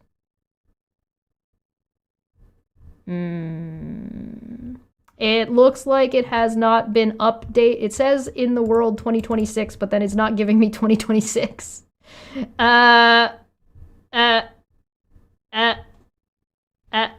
Well, 2026 is not completed yet. Okay, well, so they're making a claim on something that I can't verify and cannot check yet because they got access to it before me and they didn't fucking give me link to it. You want to know how I feel about this article? It frustrates me. We're 3 months into 2026. We're 3 months into 2026. We don't have the number for 2026, and we don't fucking have the fucking goddamn link to the thing to check. That kind of shit frustrates me. Now, let me answer your actual question, which is if the United States is higher in the happiness index than the United States, I would probably say good for them. And if Canada has an issue with the happiness rating, I would say we should do something about that. If the issue is coming from social media, then I think we should get the fuck rid of Twitter. I think banning Twitter from Canada might be a solid way to go. Or if banning Twitter is not a thing, we make Twitter unusable. And when I say I mean make it unusable, you do something like put in a law or a rule about fake news having to be verified, which would then turn into an issue where Twitter would not be able to function without getting sued into oblivion by Canada, something like that. The World Happiness is a self-report, yeah, so you keep that in mind when you are looking at these. It is about how happy you are in the country, and it's based on a couple of different things. So that's one of the reasons why I'm not too keen on not having the details, because if we can look at the details, then we could look at what the issues in Canada are, and we can discuss those. If part of the issue is housing, I'm glad that our government is already working on something towards that, like giving subsidies for first-time home buyers, which is a step in the right direction, building new homes, which is, again, also a step in the right direction for those kind of things. So, getting in trouble with, Loblaws getting in trouble with the government, I think is a step in the right direction for dealing with the price of food increasing. I also think that making all these deals with like these Nordic countries and with Japan and everything that we've talked about up until this point are all very, very helpful, very, very useful things to help deal with those problems. Hey, thank you so much for becoming a member. Look at his building a little pyramid. Yeah, thank you so much. Greatly appreciated there, Michael. Welcome, welcome, welcome. So yeah, there's like a lot of things that our government is currently doing that I think address the things that you're concerned about that I think are legitimate concerns. Did I answer your question? I still want to know what you think the problem is, though. I don't think they're happy in Israel anymore. Was international evidence on... Oh, yeah, the social media issue. Yeah. I mean, this is definitely something that's worth... Yeah, global trends. Yeah. I think this is something worth investigating and looking into a little bit more, so perhaps we can put a pin in this and save it for another day to go into it a little bit further. You said figure 2, did you? This one? Countries rated by life evaluations 2023 to 2025. Let's see, where do we got? We got Finland, Iceland, Denmark, Costa Rica, Sweden, Norway, Netherlands, Israel, Luxembourg, Switzerland, New Zealand, Mexico, Ireland, Belgium, Australia, Kosovo, Germany, Slovenia, Austria, Chechnya, United Arabs, Saudi Arabia, the United States at 23, Poland and Canada at 25. So is this what they were referring to? Is this what they were referring to? This thing that is specifically about the international evidence on happiness and social media? Like, specifically about social media? Oh, no.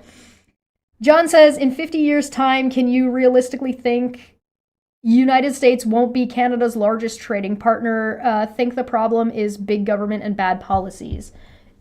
I think that's an interesting question. Let's think about this for a minute. Let me think about this for a second. I'm gonna make sure that I add these to the counter here. As we inch ever closer, over now 50% of the way to our goal here. Okay.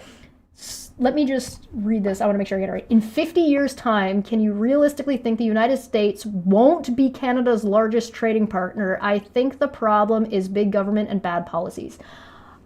I have a hard time believing that the United States... Okay, so there's twofold. Let me come back for a second. This is a great question.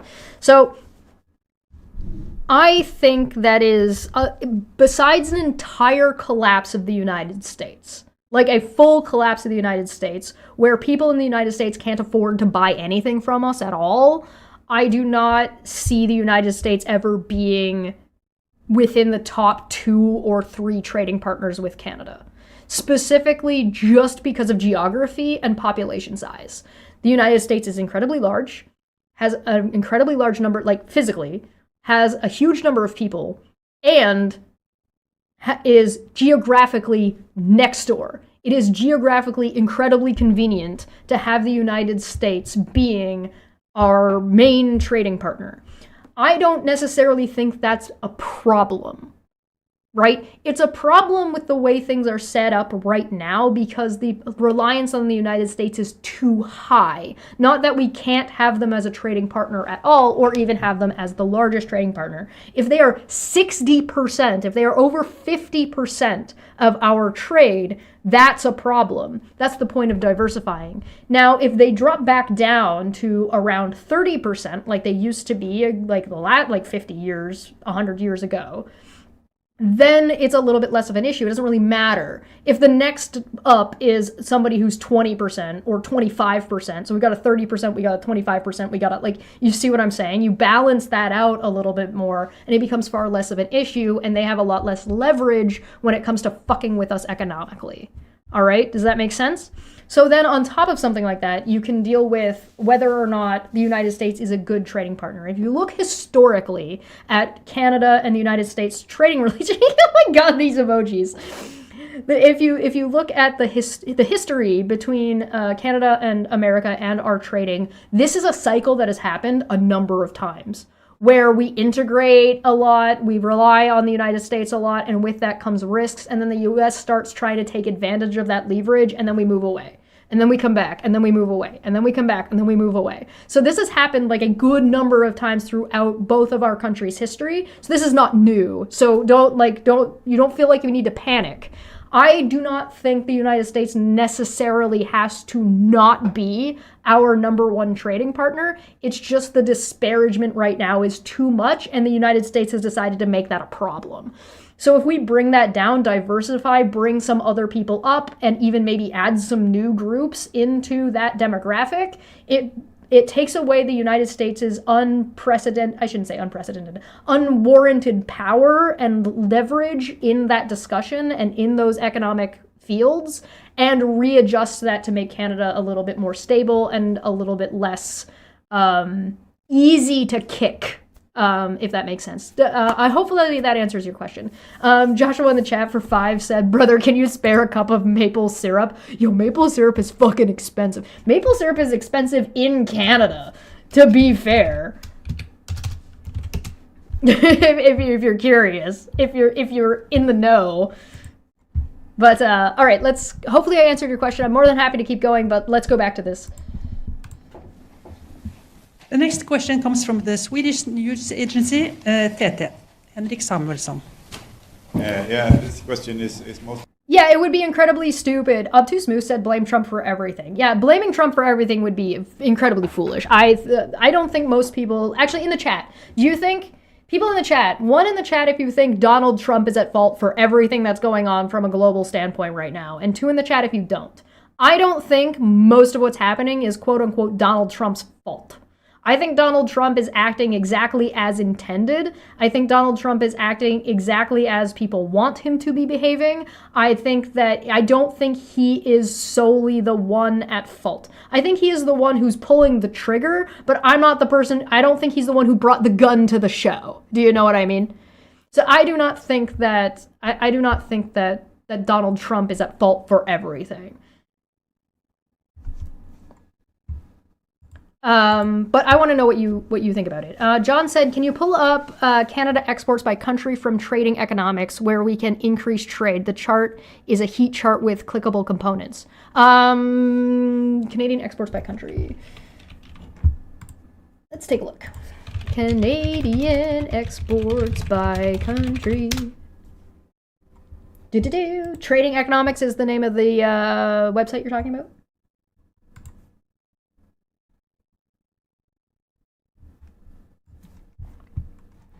Is this what you're referring to? 77% is so fucking high. That's too goddamn high. It's so high. And the number is so high. That's so bad. It's so bad. That's not right.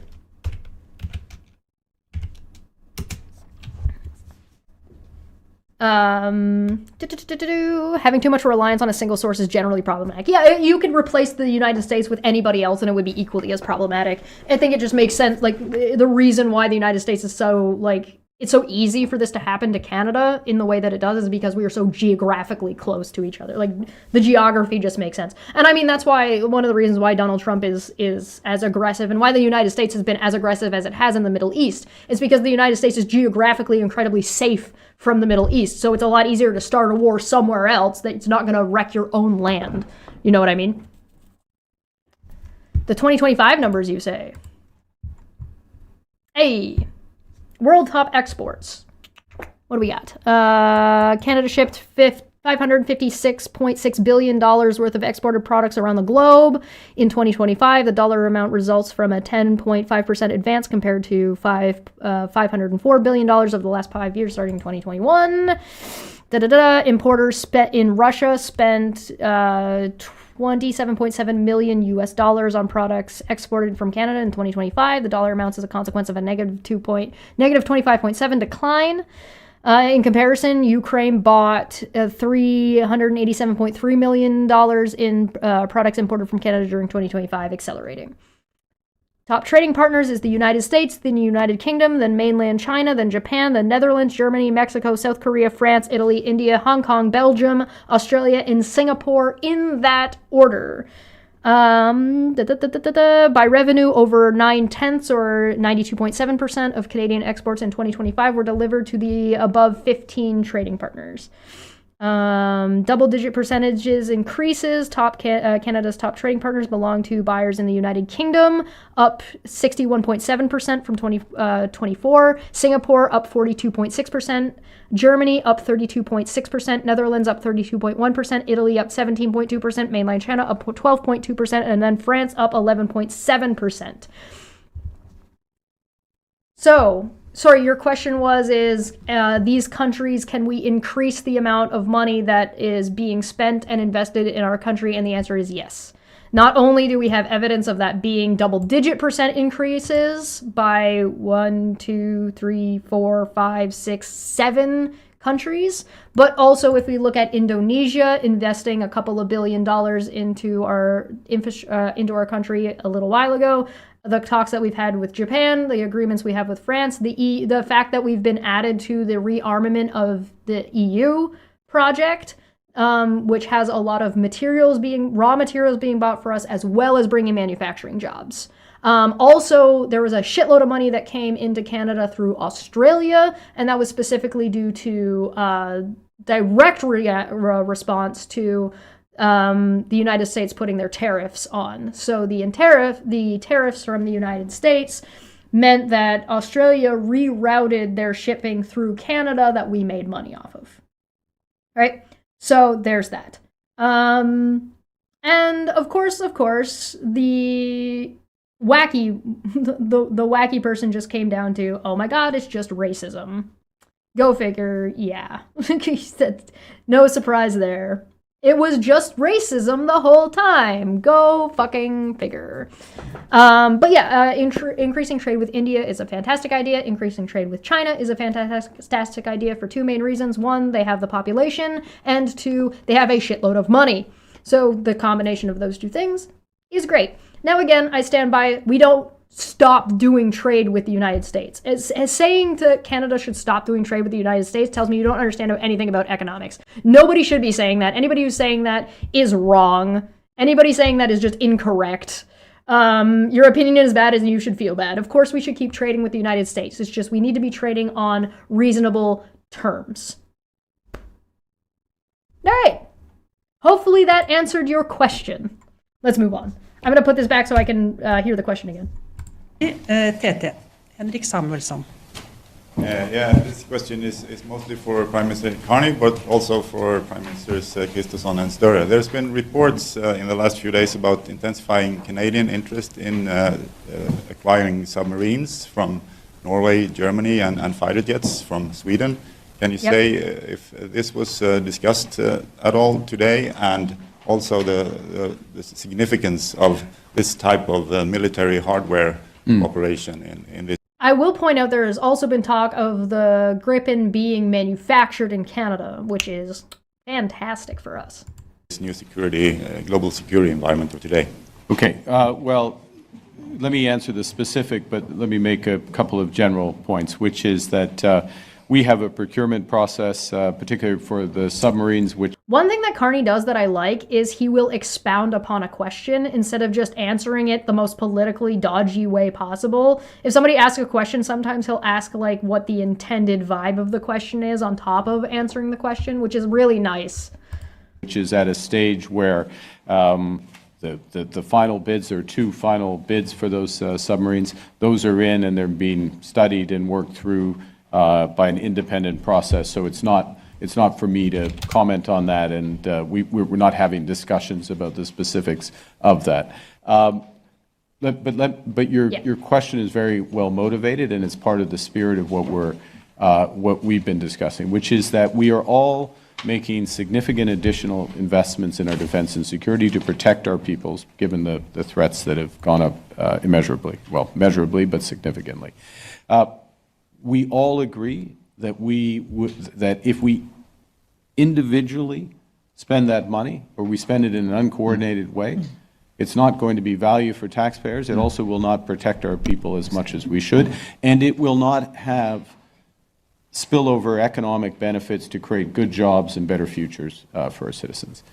And this is where the complementarities come in. So expertise in aerospace, expertise in maritime, expertise across here in just a whole range of domains, including all aspects of artificial intelligence, material science, and beyond. And so we're looking for specific opportunities in order to develop in a way that is mutually beneficial. I'll finish with this fact, which is historically, when Canada has made defense procurement, 70 cents on the dollar, more than 70 cents on the dollar, has gone to the United States. not just to American companies, but gone to the United States.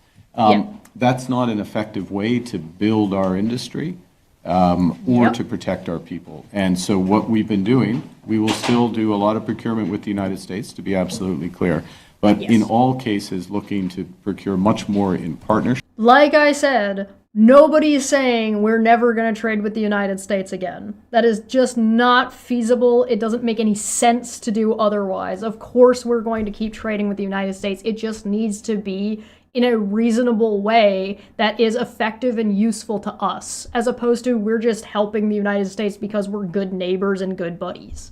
I'm curious to see summer is on the way. I am very curious to see what's going to happen when fucking California is on fire again and parts of the United States are on fucking fire. And the United States can't do anything about it and won't be able to do anything about it. We've already had more than one situation, if I'm not mistaken, where the President of the United States refused to refused to release the funds and the Coast Guard's going to be busy fucking terrorizing communities in various states to fucking deal with the fucking fires that are going to be happening this summer. Like, it's going to be a fucking mess. And it's a much broader range of countries with whom we can partner. Last point, particularly given the maritime and Arctic nature of the security needs we have, plus the virtual, the Nordic countries are natural partners for Canada. The short answer. Yeah. If I may just, I have 100% respect for that process that Canada is now undertaking when it comes to submarines. That's a big undertaking. But for Norway's part, when we are doing this kind of maritime cooperations as we do with frigates with the United Kingdom and submarines with Germany, it is a big industrial adventure. But beyond security and industry, it is really also creating a unity of purpose when it comes to security.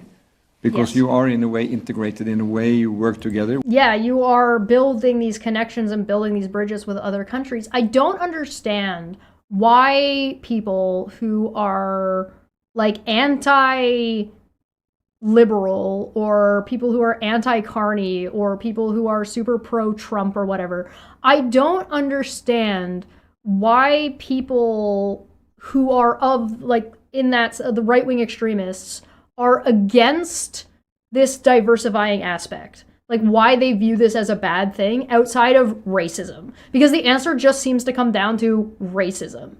Because there doesn't seem to be any other like reasonable thing to be like, yeah, no, let's just not build up our military.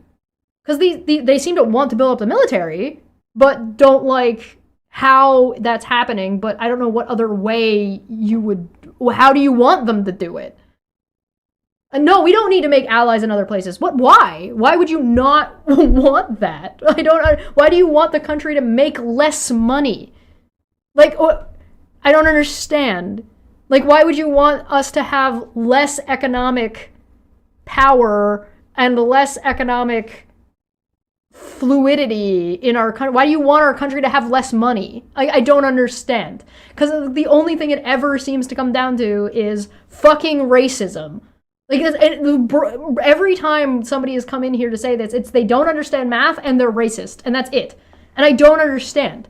It doesn't make any fucking sense. It doesn't make any fucking sense at all. Then again, racism is precluded, bigotry is precluded by stupidity. You have to be stupid to be a fucking racist. Which is linked to geography, the way you are operational, and you'll basically have the same equipment, the same standards. And that, of course, is also important from a security That's useful and helpful. Good example on cooperation. That's everybody dunking on the United States for still using Imperial, by the way. That's not actually what they're doing, but that's what I'm doing. Military industry and security is our cooperation to build icebreakers with Canada. Oh, sorry, I said precluding, meaning ruling out. Sorry, I didn't mean precluding. That's the wrong word, I apologize. Sorry, it doesn't preclude stupidity, it prelude. It comes first. You need to be stupid to become a bigot. And the next question comes from Iltalehti in Finland. Anni Emilia Allentola. Thanks. This is about the nuclear weapons, and it's for all of you. They're all speaking English. Thank you! I'm sorry for being useless. Prerequisite would be a good word. Yes. What are your thoughts about opening a discussion in your country, in your own countries, about loosening restrictions or policies when it comes to nuclear weapons, even during the peacetime?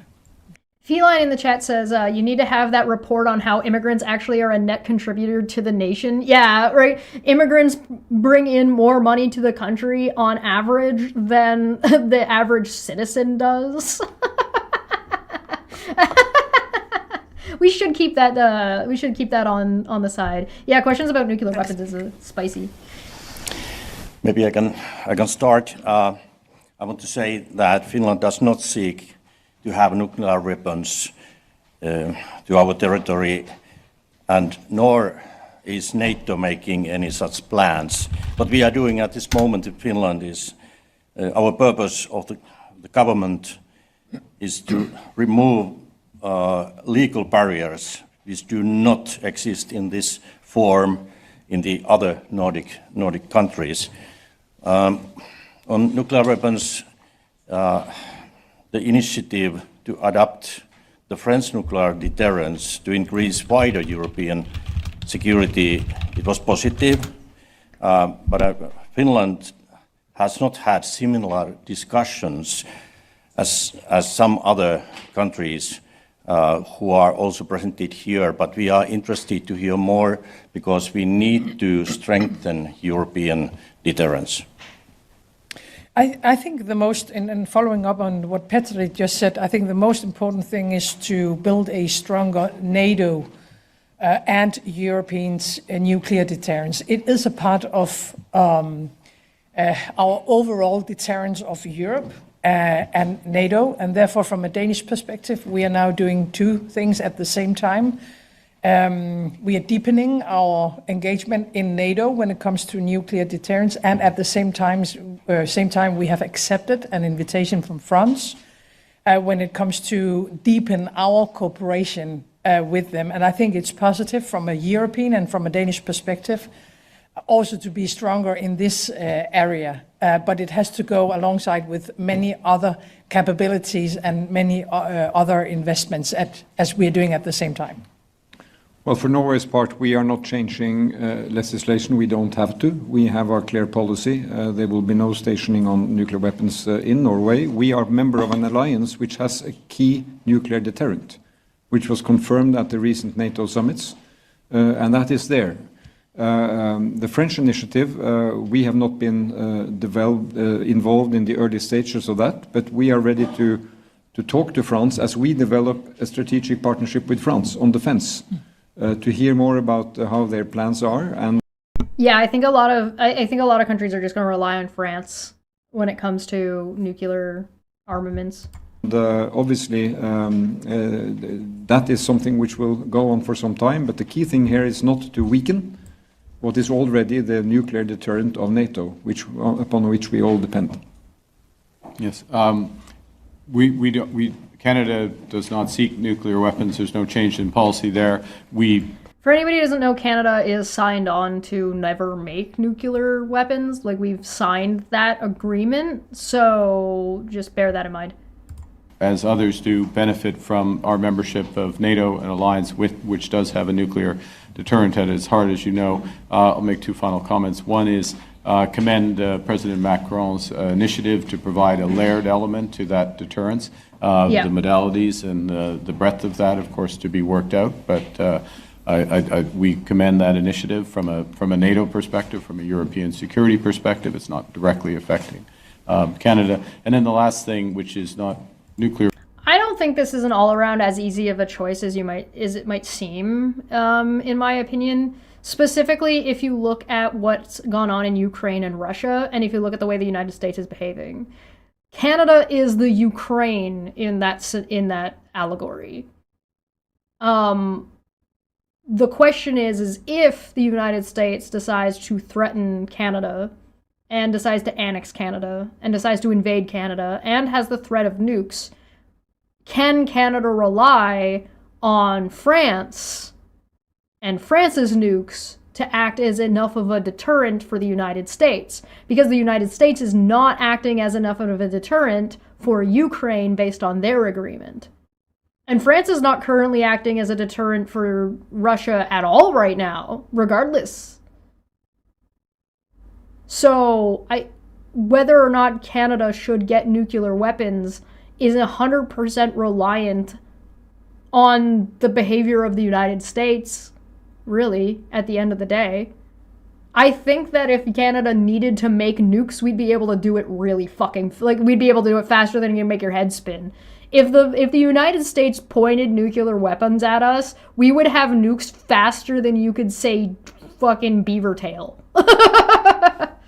So, migrate nuclear protection from the United States to France is reasonable. Yeah, I think so too.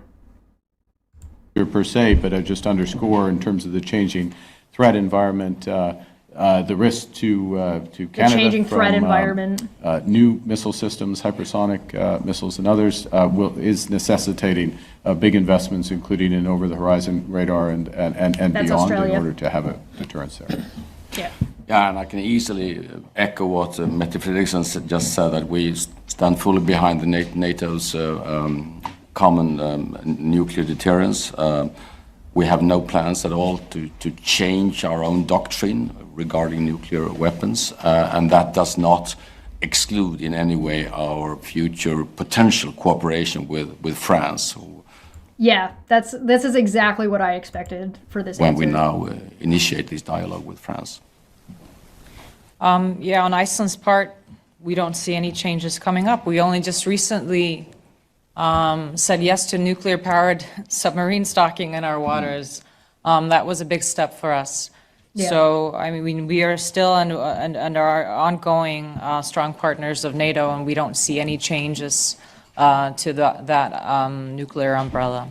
Faster than we could say you're a hoser, eh? The Canada has all the information, all the knowledge, all the resources needed to make nukes if we wanted to tomorrow. We'd be able to do it almost instantaneously. It would be a matter of days, a matter of hours almost. The last question today comes from Gladys Fouché, Reuters.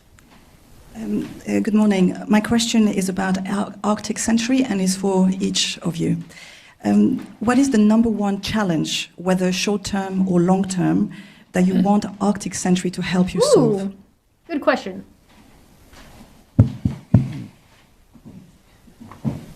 They're like, who's going to go first? Well, He's like, I'll go first. I'll start. Look, the biggest security threat, physical security threat in the Arctic is Russia. And there are various aspects of that. There are other layered threats in there, but first and foremost, and consistent with many of the other aspects of NATO security development, is Victoria, just to answer what you're getting at. Also, Canada probably knows where U.S. nuclear plants are. So there's that. But Canada, if you're interested in a Canada versus United States scenario, I highly recommend you take a look at how many Canadian military members are in the United States and how many American military members are in Canada. And the difference in those numbers might shock you. And I will also point out that there is no American base, there is no United States military base in Canada. It does not exist. There is not one. unfortunately, it is a common threat, and that is the case in the Arctic. First point. Second, I just underscore that it is welcome. Carney answering first and being the first person to step out and taking that initiative is highlighting Canada taking a leadership role in these scenarios, which is kind of nice. Arguably overdue, but welcome that now NATO is focusing increasingly on Arctic security, and Arctic Century obviously is a manifestation of that. It needs to be fully developed, and what you're hearing from all of us is the commitment in order to do that. Can I just add, I totally agree with Mark, and what we have seen until now has been different kind of training activities and so on. I think what is most important about Arctic Century is that we now want to be permanent present in the Arctic region. And by the way, as everybody knows, in the Arctic region, it's enormous, and there are a lot of differences in the region. But to be permanent present and to also have the support from the rest of NATO, because as Arctic states, I mean, we have been aware about the security situation, of course, for many years, and as Mark just said, it is changing because of Russia. But now we have the support from the rest of NATO. We need to be permanent present. We need to be strong on surveillance. And we need, of course, together to invest in the needed... This is what I mean by Canada being the middleman, by the way. Canada having access to the security of the over-the-horizon from Australia, being able to utilize that to help and work with the other Arctic nations is what I mean by Canada being that middleman. Capabilities, and by common procurement, by common investments, and by this framework that has been decided on, I think we are in a much better and in a much stronger position now to protect the Arctic region. Can I say that if you think about NATO's presence in the Arctic and you go 20 years back in time, it was very little. Yep. And we have worked on Arctic nations to bring the Arctic to the center of attention of NATO, because NATO should matter to all of NATO territory. So I would say that this initiative should respond to security and stability. And right now, as we speak, we have 34,000 troops exercising in northern Finland and northern Norway. That's a NATO exercise being led for the circumstances in that part of the Arctic. And now we are also developing capacities tailored to the challenges in broader parts of the Arctic. So this is... Remember what Donald Trump said when somebody asked him about how, like, troops and stuff in Iran? He's like, oh, I wouldn't tell you. Yeah, you're supposed to inform the people you're working with and the people that are paying for it and your own country what the fuck you're doing. You'll notice how there's no, like, oh, this is a security issue and we can't tell you, and oh, it's this and we can't tell you, and oh, it's that and we can't tell you. Yeah, no, that's not what's going on here. So just to be clear, Donald Trump is bullshitting you when he says stuff like that. Have Canada and Japan worked out how they're going to share the Aleutian Islands when there's no other country at the claim? Not that I'm aware. They're not in this talk that we watched. As far as I know, that has not been sent. They haven't made a statement on that yet. It's the right thing to go. You don't need the same response at every place, but I agree with Prime Minister Carney that Russia is a defining threat. On the longer horizon, you can see China, you can see other dimensions, and we should, prepare in time for that. Can I come in on that? I think this is exactly what we were discussing in the beginning of sort of, I hate to call this a silver lining, but I mean, the countries in this region have for a while been talking about increased presence. It is a silver lining. For NATO, we just discussed this in Jeff with the Joint Expeditionary Forces. And even for a country like Iceland that doesn't have a military, we have a lot of personnel and support capacities that Hi, Padme. Need to have training, need to have oversight, and at the end of the day, need to understand their own backyard. And I think this is something that does create a sense of security for the people who actually live in that part of the world, that they see that there is active training, there is an active presence. And so even though we've wanted to keep the Arctic a low tension Templar, exactly what you just said is exactly the same thing she's saying. zone, we need to be in touch with reality. This is reality we are living in, so it is a positive development, even though obviously the environment that we're operating in might not be positive. Yeah, I fully agree with my colleagues. I don't have so much to add to that. Thanks. Maybe I can add that from my point of view, we are on the right track now on the question of the Arctic security. We all need to take care in the NATO that we continue our work together to strengthen Arctic security. That's why Arctic Sentry is so crucial.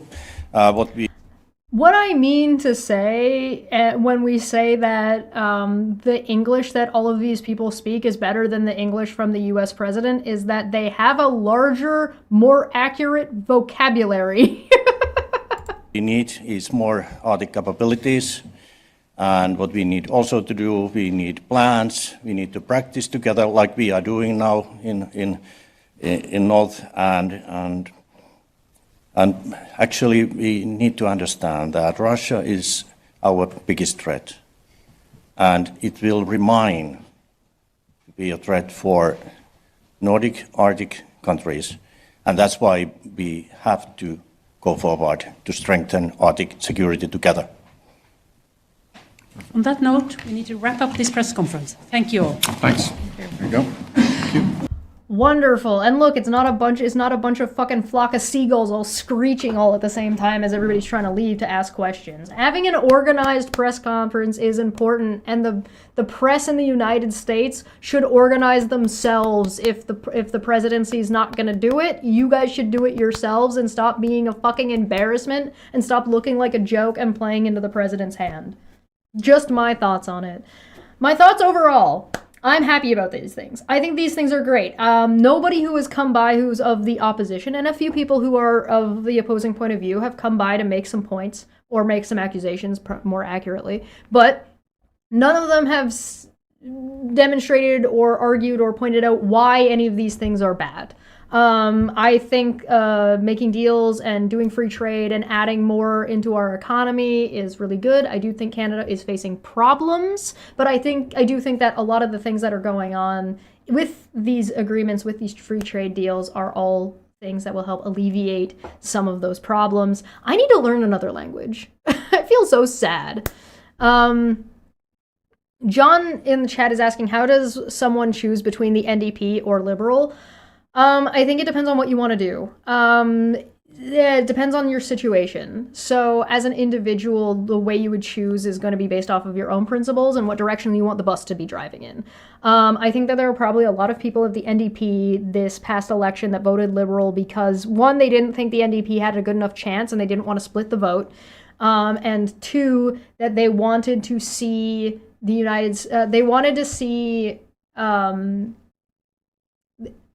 the leader of the Liberal Party was more convincing than the leader of the NDP. The NDP were kind of falling apart a little bit in the last election. So realistically, they need a little bit of a better leader. On the other hand, party leader, I mean, specifically. On the other hand, I would like the NDP has a better chance building itself up regionally right now than it does on the federal level. So it needs to go back to the drawing board and do that. What I hope to see in the future when it comes to, this is a really good question, by the way, thank you, John. One of the things that I'd like to see in the future is that I would like to see the coalition of the Conservative Party split back into two. Because right now, one of the reasons why the Conservative Party has such a large standing in Canada is because it is two parties that put together. So what I'd like to see is the Conservatives take the opportunity to split that party back into two pieces. It'd be more healthy for our democracy, it'd be more healthy for our politics, and it would be a good way to sever what I believe is a fucking right-wing extremist tumor out of the Conservative Party, because I think that there are a lot of conservatives and conservative-leaning people and right-wing-leaning people who are more centrist, who are not that extreme right-wing nonsense, that deserve to have representation. They deserve to have people who are not fucking insane and not fucking racist representing them as the only option. And I think they can do that. I think that's something they can do. I think there's an opportunity now for them to do that, and I would like to see that happen. But that's up to them. So that's just my thoughts on the matter, though.